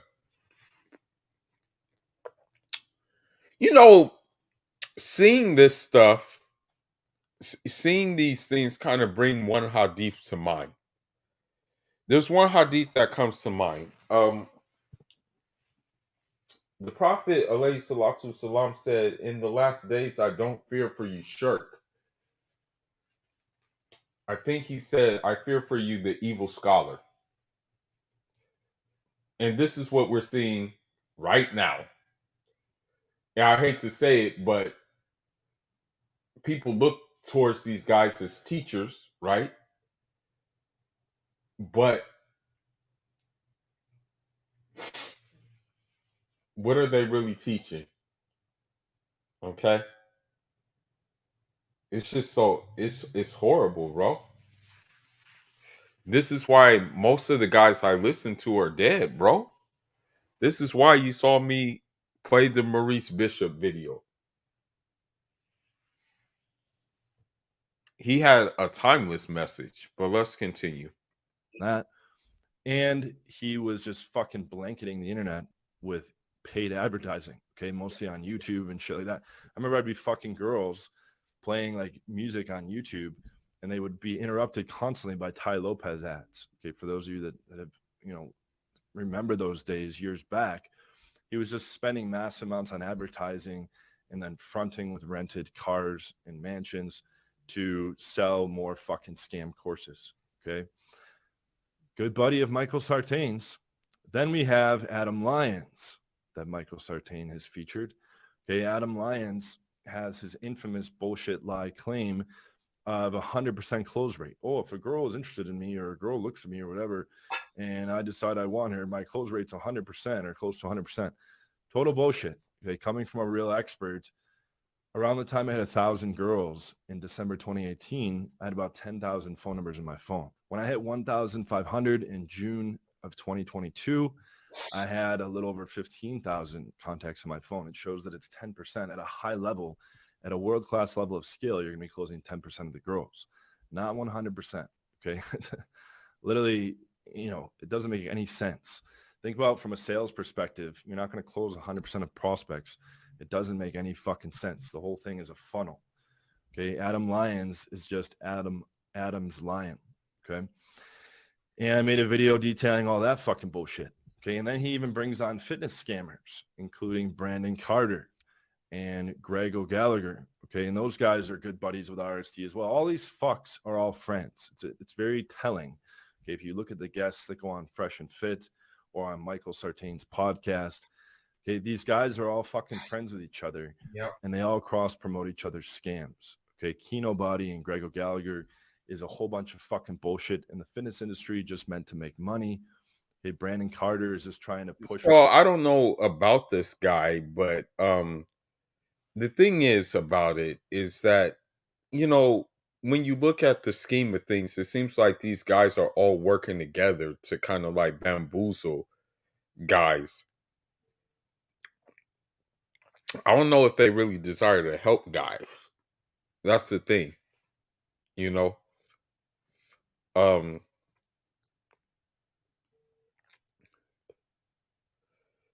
because the thing is, right? Here's the thing.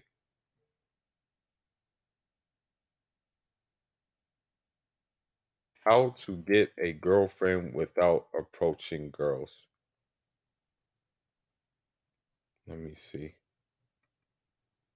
Fucking day game cold approach at the mall. That isn't where you met your balanced boyfriend. Or Tinder. Really? It wasn't through day game cold approach at the mall. It was through a common fucking friend. MOAmentoring.com. I have a question. This is always something that I wanted to know. So you just mentioned the current guy that you're dating now, Jordan, was introduced you to by a common friend.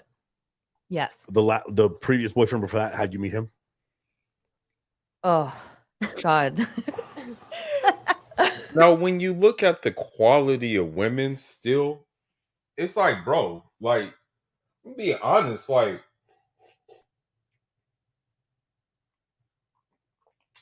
I wouldn't even want these women, bro. Like, to be honest, like, looking at these quality of women, it just would not, like, really, it wouldn't even sit well with me, bro, when you look at them.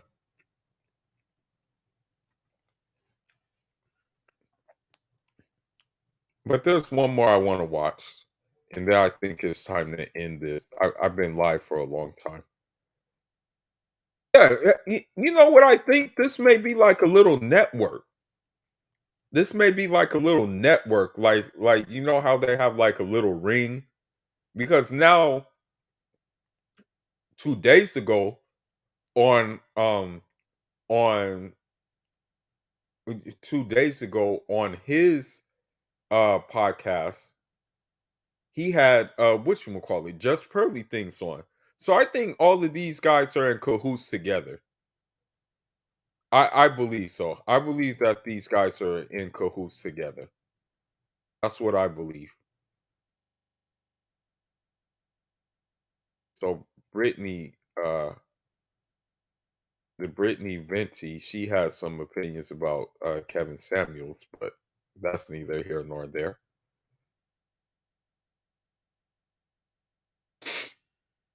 Hold on just a minute. Let me see something. Okay.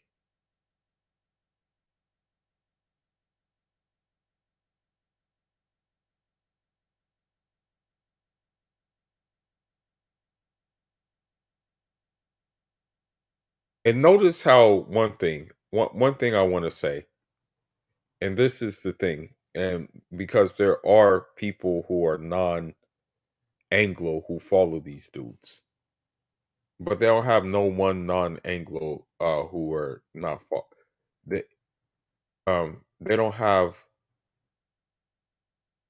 they don't have a non-Anglo representing them at all. Let me see. Let me see.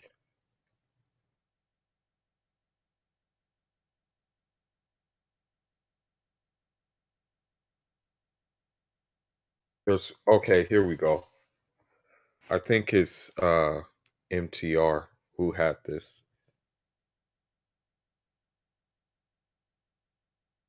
MTR had this. Yep, right here. And then we'll end it. Whenever I'm traveling, I always take this mini steamer with me. I got this on the Temu app for only $1.19. Its small and compact shape makes it really portable, and it works so well, just as effective as the larger ones. Put water in it and then plug it in. Just wait a few seconds and it's good to go. Super lightweight. You've made some serious waves right here. I don't. You know, I wanted to find another path to a new begins, but pay attention. Exactly. In what sense? Well, do you think you have healthy habits? Conversations from Fresh and Fit to Just Modern Woman Things, right? There's been an influx of this type of content. We've seen a lot of copycats of them as well that have come into the picture. So now one of the new metas of male-focused content is that type of content. So the issue is that you have all of these RP content creators that began to bubble up around the 2019, 2020, during the lockdown, who have just been in front of a camera, just speaking about these different things and coaching men and being dating coaches, but you've never actually seen them in the real world. You've never actually seen them in reality. You've never actually seen them conversing with a woman. And that's where this conversation starts. So what we're about to watch right now is one of those RP content creators completely buckle and fold under pressure. Without further ado, I don't want a traumatized woman in my life. I don't want any history of trauma. I've dealt with those kind of nutbags, and I don't ever want to deal with it ever again. I want to deal with a normal, mentally stable, healthy woman. So you think you're normal? All right. So he's talking about not having traumatized women in his life, which is a common talking point that we say over here in these male spaces. And you heard the woman ask, so you think that you're normal. The shit test begins, but pay attention. Exactly. in what sense? Well, do you think you have healthy habits? Yeah. You do? Yeah. Weren't you the same one who like fat shamed me like last week or so? Uh-oh. Do you think that's normal from a man, from a stranger to fat shame somebody? Now, and I'm not trying to defend this woman, okay? I'm not trying to defend her. Don't think that I'm trying to defend her. But the fact that he's fat himself and he's fat shaming her is kind of like counterproductive. Like me, alhamdulillah, I have an 8-pack, okay? That I don't show. I'm not into the shirtless pictures or anything like that, right? But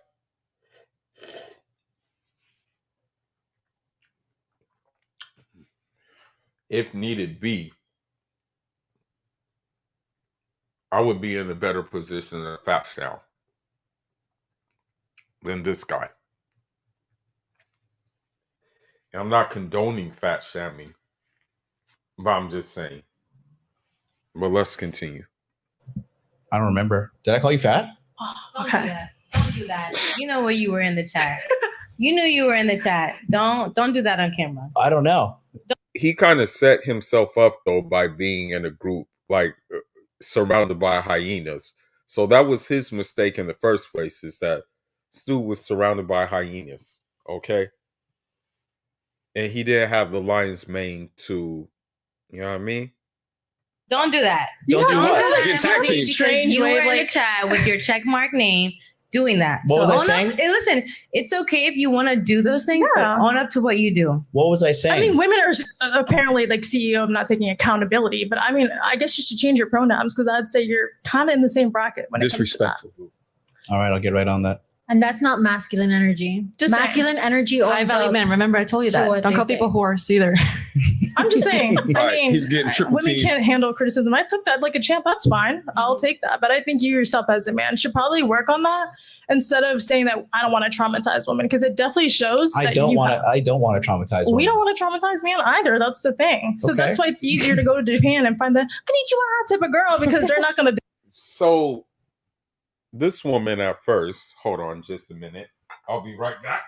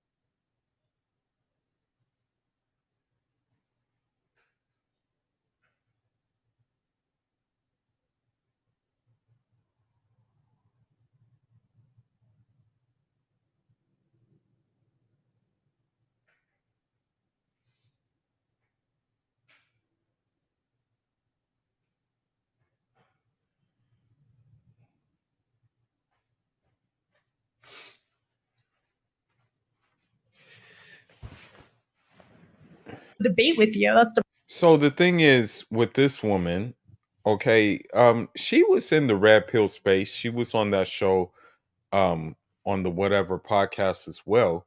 She was on that show too. Um, but now I don't know. Maybe I think maybe someone put a ring on it. I don't know. But you see kind of the chameleon traits coming out because here's an Asian woman, right? And she's lightweight throwing shade at other Asian women for being something that maybe she cannot be. Okay? You kind of saw that there. You know what I mean?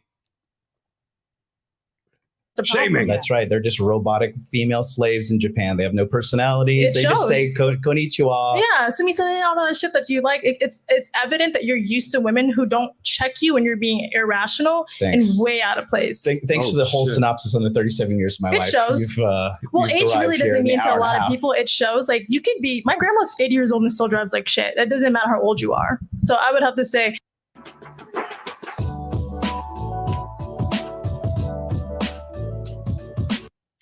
You sound like somebody who really looks down on women with the way that, I mean, you even made a whole hit piece on that. I think that's weird. I didn't make a hit piece on her. This guy, you should really change your pronouns because I could see that's not your best trait to actually own up to what you do. And I think that's really disgusting. Why? All right, just real quick. Let's let the track breathe real quick. I also forgot to set this up as well. This is about it. She's saying that Regress and think back about what they said. Maybe in the moment you said it because you got excited or whatever, and you were just in this phase of yours. But I think sitting here in front of her, you're talking about that you want this wife and this submissive person and all of this, but where's your respect towards women? Yes. And don't you run like an entire male apologize to empowerment her. thing? Like, I think that's important that people look up to you. And you know what's funny? I actually they are subscribed to you burning prior her. to you doing that. I thought that was so out of pocket. And I was like, wow, like people like you, respectfully to anyone that's listening. This is why I stepped out of the red pill space, because you guys are so quick to demonize women in the West. But mind you, all of these girls have been working since we were old enough to work. A lot of us have to. You didn't have to work, though. That's the whole thing. You didn't have to work. You were programmed to work. Okay? The working wasn't the issue. The working wasn't the problem. That's not a problem. The problem is the working took precedence over everything else. That even includes being in your fitra, your natural disposition as a woman. Okay? But let's continue. Retire our families. But instead of people seeing that, you guys demonize women for masculine traits when we're also working just like you. And I mean, I don't expect respect, but like there was no beef and it was so unnecessary. And I think that's accountability that some people should take, but to each their own.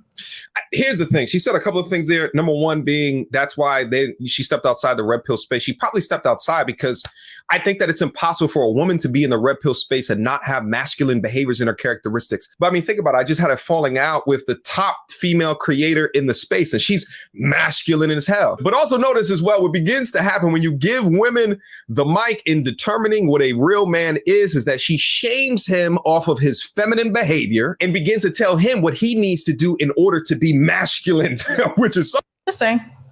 So what are you upset that I called you fat? This is upset.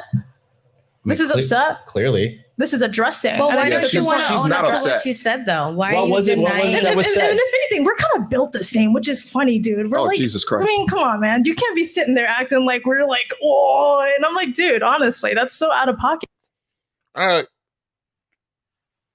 Yeah, like to that point, like besides his corny suit, no disrespect, but I'm not going to take advice from that dude. If I'm going to take advice from someone who's overweight, it's going to be Rick Ross. Minus the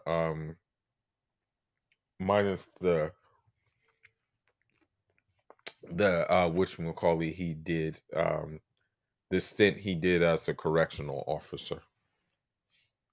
But yeah, if I'm going to take advice, it's going to be from someone who's like, you know what I mean?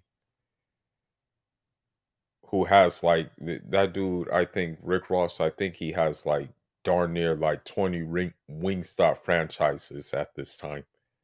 In so many ways. Well, how about this? Yeah. This came out of left field, but I don't know. I'm like tuned in right now. Like, I didn't know this was happening on my show, but here we go. Own up to what was said and let him clear the room. All If we good. misinterpreted, Ladies, hold on. if we didn't understand, let him clear the air. She's masculine too. Yeah, that's the problem. Don't let her take over your show, bro. Maintain order. Like, put your foot down, my nigga. Don't let a woman take over your damn show. Put your foot down, man. Let's continue. Show first. You're upset because why? I think that, listen, criticism, sure, but be real and own up to whatever mistake you make. Because again, you are leading whatever. What did I say? What is so upsetting? I don't get it. And why didn't you talk to me? Is this chick supposed to be attractive? You do all this content and you comment all these things, but you don't remember what you do. But you have all the comments to be made. No, it's okay. I'll just ignore this like I should in an abusive relationship. Okay, so MLD, what do you recall? So those that don't know who or what she's referring to, this gentleman right here has been recently under fire from the largest content creators that are talking about these particular comments. If there's someone that's very, very young and goes into a marriage and has kids when they're like 18, 19, 20, a year into the relationship, it gets really, really abusive. Even though it might be rare from what you guys think. It is. If it would happen, what would you recommend for those people? Would they divorce or do you want them to keep going in the relationship? Keep going. You can't divorce, and that's not a real thing. Even though it might be like physically abusive? Because you got to endure. People are too... You want to stick in the relationship? People are just... I mean, look, people nowadays are just... For anyone that might be in that situation, what would you recommend? Okay, endure. I'll tell you what. I'll tell you what. It is such an extreme example that I can't give a prescription for what other people should do. What about if two people get married, they have a kid, and then the wife starts cheating? Do you think they should divorce? Absolutely. Jesus himself said in cases of adultery, divorce is So you think that permissible. divorce is worse than physical abuse? For the children? Or cheating, sorry. You think that cheating is worse than physical abuse? For the Sorry. children, yes. I think I'm not going to say this divorce? is worse. Divorce I mean, is worse for the I children. Endure, my G. Is that what you're telling people? Is that something that you would tell your daughter if you found out that her husband is domestically beating and or abusing her? And this is why it's so easy for these large ass content creators to pick apart components of these honestly frightening. Respectable woman. You come in the chat and you fat shame, or you go and make pieces about people, or whatever. The thing is about like women in the space, right? Having women in the space, you can kind of already tell that they don't like having these people there anyway. You know, like that they don't like having men in the space anyway. So if they don't like having men in the space, then like why would you even entertain like having them on your show? You know what I mean? I know the women get ratings and stuff like that. But it's still dumb, bro, to have them on.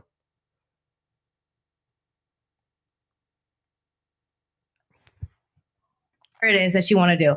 At the end of the day, all that's being said is that, listen, if you're going to do those things, own up to it and then make your point about it. Yeah. If you're going to do these things and you're not going to own up to it, it's weird. And then what's the It's point? weak. You're just what? Bullying people? What type of there's no integrity in what you stand on. Like nowadays, like you're running a space where men stand on principles and honor, but like you see someone's face. Say you something, completely my dismiss G. the fact that was disgusting. Like disgusting. We're not in a Call of Duty lobby. Like I don't know you. It wasn't like I've said something to you. I said anything to you. I've stepped out of the combative space of the red pill stuff because of guys like you. And you prove my point to it. It's like, I don't know you. You don't have to do that. And that's fine. It's fine if I said like, you're not my preference. I've never attacked you before. Right. I'm still waiting for what made you upset. It's okay. Right now, we're going to call you the delusional girl. All right. How about I just, And we can just stick you want to to just that. leave? Because this is retarded. No. Oh, God. Why would you leave? You're upset. You literally are. You're an example. Can for somebody men. tell me what I You're an said that everybody's so example for upset men. about that I'm That's still you waiting make on? content What was the for it. example that, just to be clear? I'll do the three. Was it three? Nah, I'm pretty sure it was. Is this chick supposed to be attractive? 1, 2, she's 40 pounds too heavy. Yep. XYZ, something about weight. I wouldn't listen to her. Like you just went on a rant. It was. Yeah, like me personally, for example, like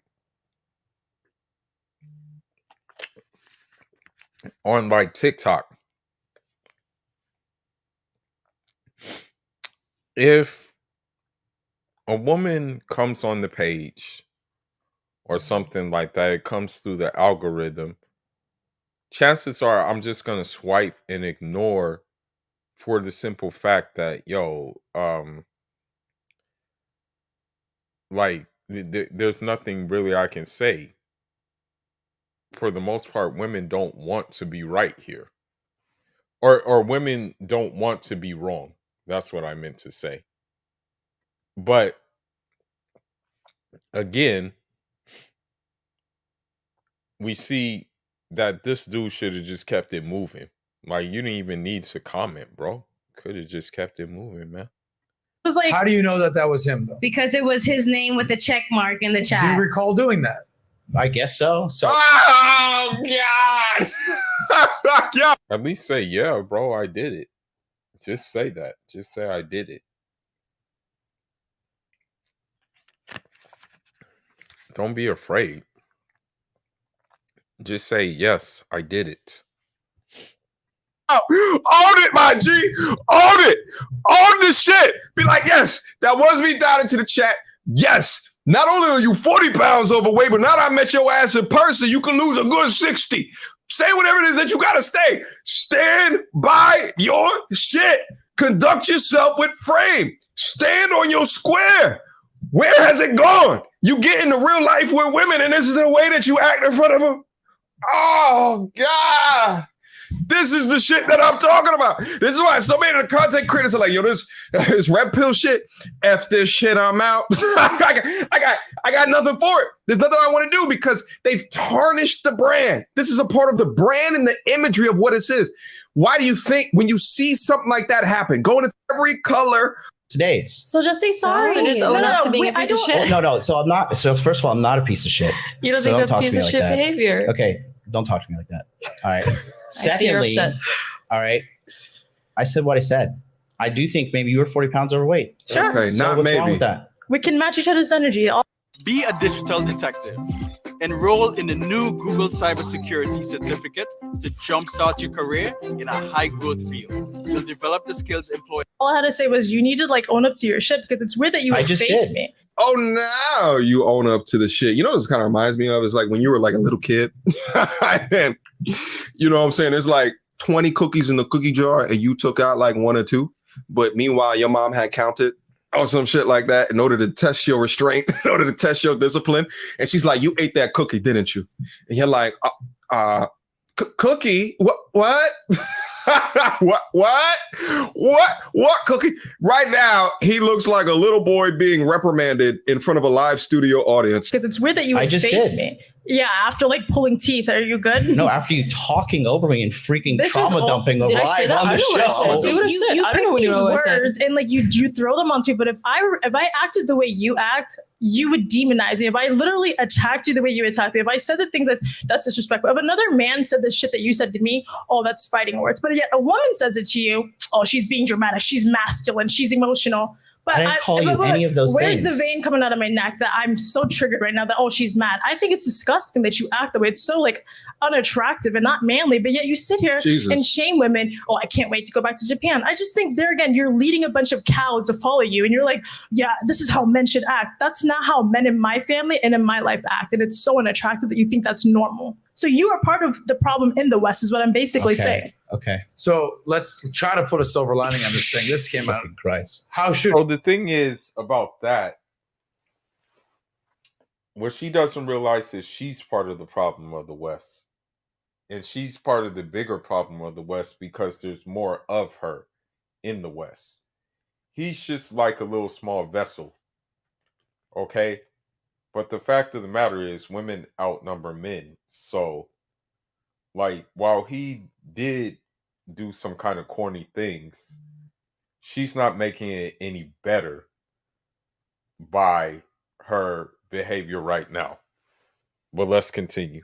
Should he have acted, in your opinion? We walked in the green room. All you had to do was say, hey, no hard feelings. I was just on the little juice a little bit. I was tripping. My bad. I would have been like, all right, bro, like all fair is word. That's fine. I would have dropped it.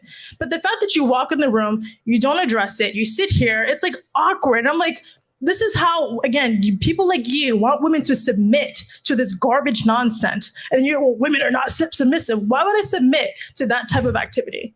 But again, she's essentially saying, why would she submit to bitch behavior? That's essentially what she's saying. What's so interesting is that he called it trauma dumping, but she doesn't appear angry. She doesn't appear to be in her feelings. She's using a lot of lying. I mean, showbiz, that's fine. You're totally entitled to that. I'll give you, I didn't even know who she is when I was in the waiting room. That's the whole point. Oh my God. You are meant for the camera, my friend. You are something else. Just real quick as well, I'll be honest with you. I think that this young lady right here, it's a bit unprofessional what you're doing. Are you the producer? Like, are you reading out the super chats? Right? To also tag team a guest live in studio in front of an audience like this. But you could tell she was waiting for the point in the podcast to be able to discuss this. I don't know if she had a conversation with the other chick and the other chick was like, yo, at some point during it, I gotta talk about it. And she was like, all right, I got you. I'm gonna go in right with you. You don't know who she was when you were in the chat? No. No. In the camera, in the back room? No, it's okay. All right, well, how about this? Oh my God. Is there anything you would like to take back or apologize? Whatever you want. Wow, not after being treated like that? Absolutely not. I'm not going to be talked down to by like some child that has no decency to communicate with me in a respectful manner. It starts with you. In a respectful manner. You know what's so crazy is that we can look at Kevin Samuels live stream and see disrespect. We can look at the Fresh and Fit podcast and see some of these chicks that start talking all types of crazy, talk about they about to go get their mans and come back and hurt the boys. We can talk. That is disrespectful. What she did, a little bit of shaming, a lot of it is shaming, some insults, but she was direct, masculine, and got straight and direct and to the point. Calling it trauma dumping and all of this stuff like that because she disagrees or you got called out for what it is that you did. I don't know. It's almost as if we utilize this talking point of them being too much in their emotion, but it just doesn't fall through when she's generally not showing any emotion in addressing this. But again, a lot of this would have been healed if you just stand on your square and said, nah, I said 40. I really meant 80. Manner. It starts with you. What man leads a relationship like that? You don't even have to be a general. All right, you guys are better than me. You win. Cool. Next question. Amazing. Please. Anyway, she's not talking down to you. She's you guys good? She's confronting You herself. guys good? All right. I had like 3 more topics to get to, but I'm sitting in the middle of this like, holy shit. Anyway, I hope you guys at least after the show can hug it out. And shame on him for losing control of his show. That's another problem in itself. It's like, bro, like, control your show, my guy. Like, don't just like lose control of your show. Like, if I were him, I would have been like, yo, chill. Both of y'all, chill out. Okay?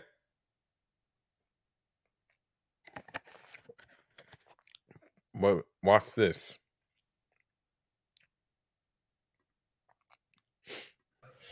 I don't know if that's possible. I got a hard out at 6. I told you. Okay, we got to get you on. Anyway, guys, I hope you enjoyed this last segment. This came out of nowhere. This is live TV, ladies and gentlemen. I didn't expect that happening, but I hope you guys genuinely can figure this out after the show.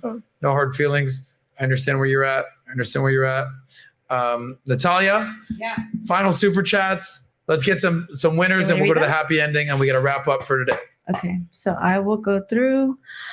Let's see where to start. I'll start with the one on my screen right here. Being Cheeks, I never subbed to Angela or MLD, but Angela got my vote for the roast. Typical red pill guys never take accountability for the same way OnlyFans girls in their future. That's the one she had highlighted before she scrolled. Being Cheeks, have more enthusiasm reading the chat. I will.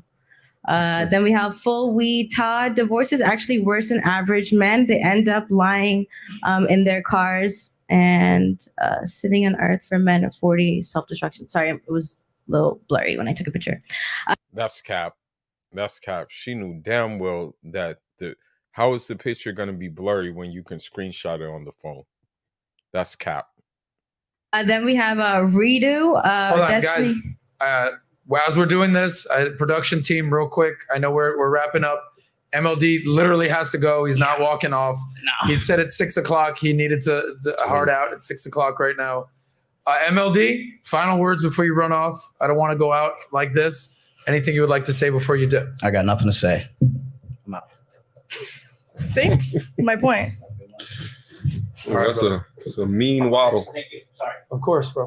Okay, so since we saw this cornball, let's see if there's more of him.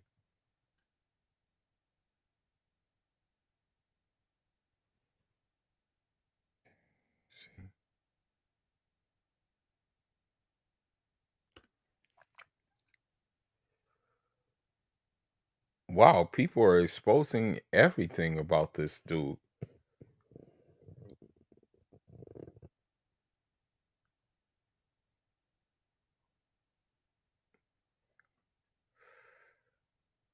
So, what I'm saying, what the message of this live basically was, yeah. Don't get behind people and become cult following to people. As Hustle Man said, don't blend in. Okay? Let them stay in their space. You create your space using the information that you have, using the information that you know to be the case. Yes, we know that most Western women, I would say, like in my opinion, like a good like 90% or maybe even 95 at this point are no good. And the 5% are already spoken for.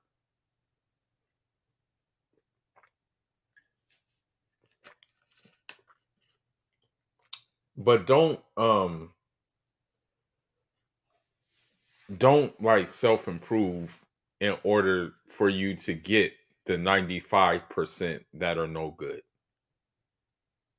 Okay? But let's see what we got here.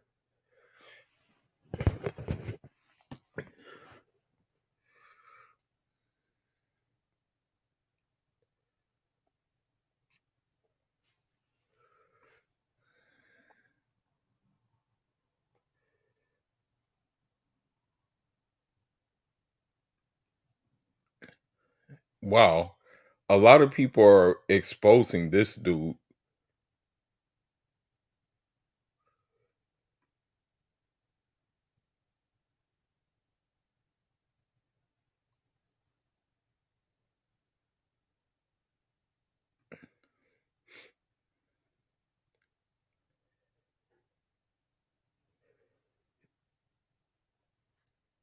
Man, there's a lot of people exposing everybody on this thing.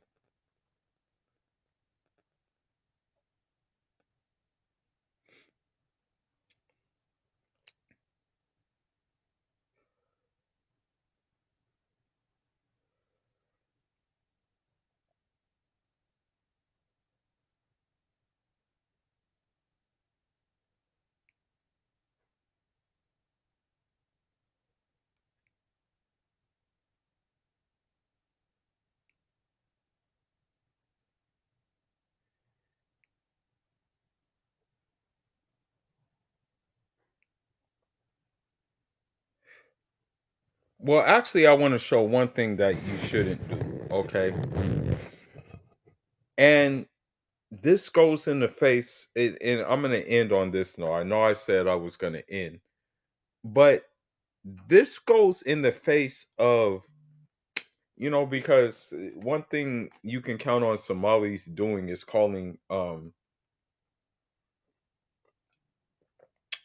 like West Africans, Caribbeans, um, people from like descendants of America, like descendants of Africans in America. One thing you can count on Somalis doing is calling you a Jareer. Meanwhile, these same Somalis are basically like passport pookies. Okay? Actually, I'm going to save that for another time. I'm going to save that for another time. Let's see MLD.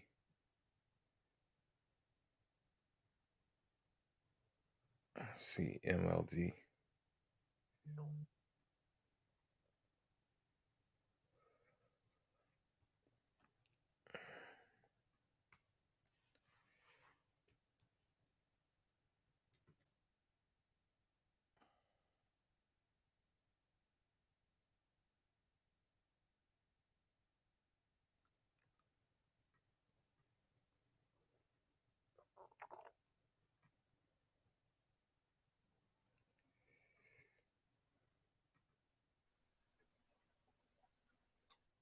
I have with a lot of these dating coaches, okay? It's not the fact that their ideas, hell, I don't even give a shit if you actually took from, if you yourself don't know where the fuck you're coming from. That counts, or even follow in the building. Let me know what the fuck's going on.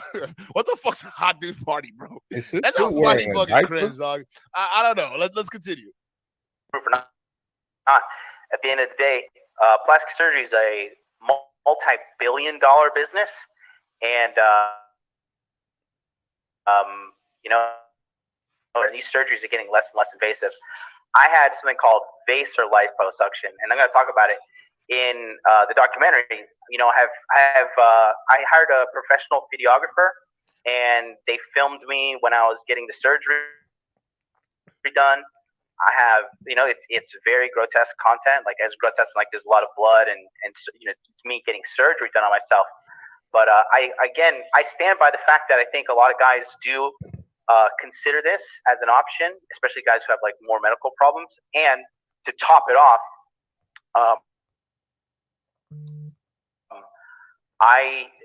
for men is going to go up. And there was a lot of stuff in the surgery that happened to me after that I didn't even know was going to happen. So my misconceptions of it were completely different. But anyways, here, let me play this for you first.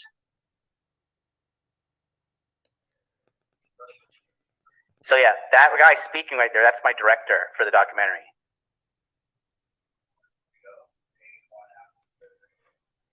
And see, these things right here. Part of the reason why I personally think that's bullshit, paying a guy for a documentary and all that bullshit like that, because what typically happens in some of these medical places before you go into surgery, they do a pre photo and a post photo just to make sure everything, to see the before and to see the after. So talking about your director in the office and shit like that, like right here, I'm not sure they'll let that happen, especially after they got done marking you up. I'm pretty sure that's your doctor or surgeon, bro. I'm pretty sure that's what it is. You can say it's anything you want, but unless you prove it, hey, you're more than welcome to come over here and prove it. You're more than welcome, bro. More than welcome. But from what I see, hey, hey, some of that consistency and discipline you're talking about, listen, I just gotta throw me off. I'm just saying. These are bruises. This is blood and scarring from the procedure. And I guess, again, it's funny. I'll show you some of the comments, right? People thought this was the final product, and I'm extremely swollen and extremely inflation, tons of inflation. So, like, you're talking about someone's fat, right? You want to call someone fat, but you at the same time got liposuction. Can we make that make sense, please? Can we really make that make sense?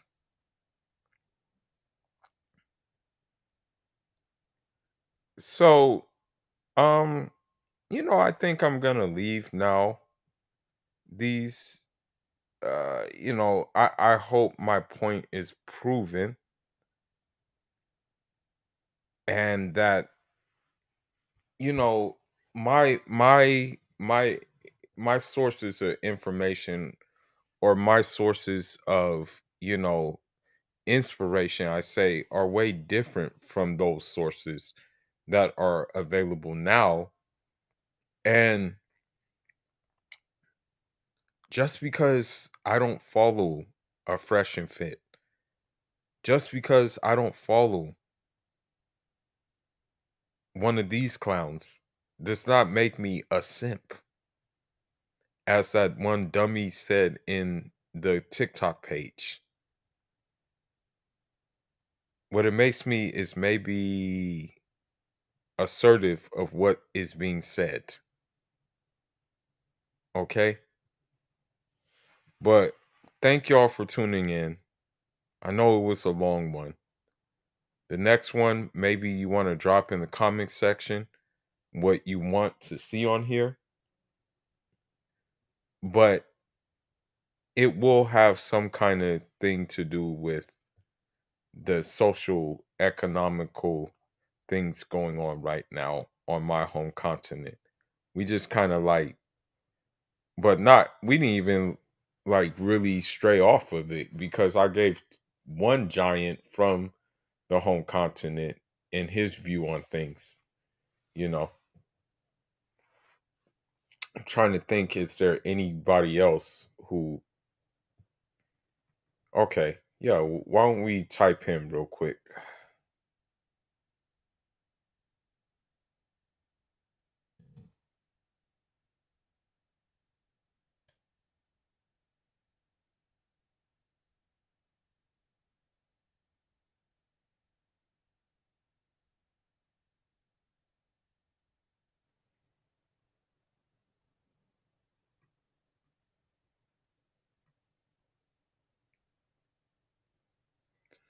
So for those of you guys that don't know, for those of you guys who don't know, Patrice Lumumba was another guy who was very, very strong. And yes, you can there was inspiration to be found in his speeches.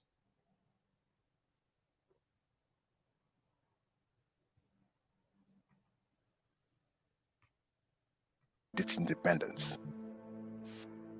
This speech could be considered the birth of modern Congo.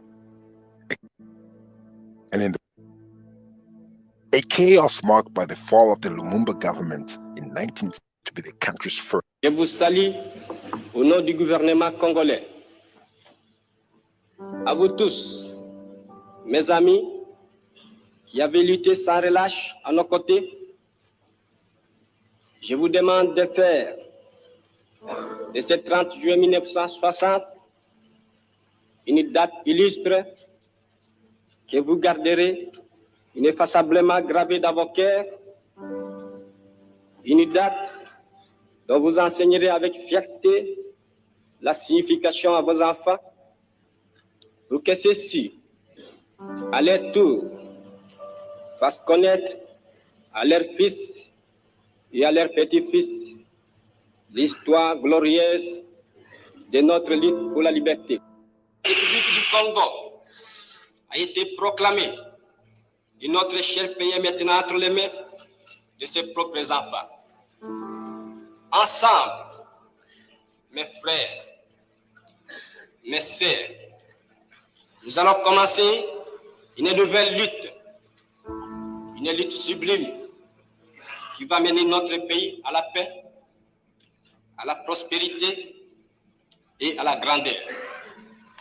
Nous allons établir ensemble la justice sociale et assurer que chacun reçoive la juste rémunération de son travail.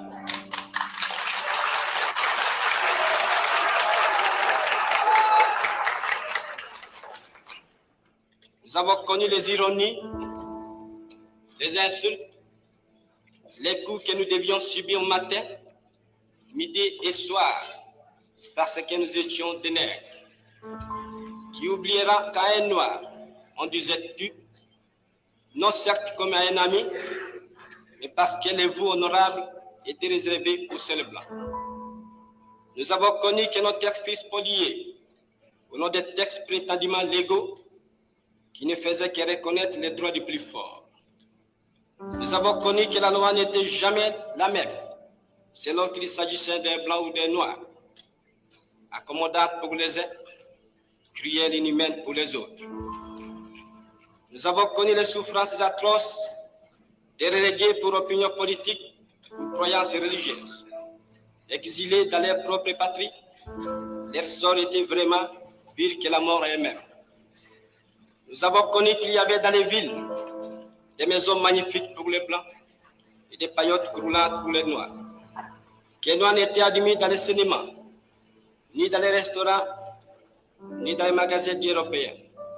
Que les noirs voyageaient à même la coque de péniche, au pied du blanc dans sa cabine de luxe. Qui oubliera enfin les fusillades où périrent tant de nos frères? Les cachons furent brutalement jetés. So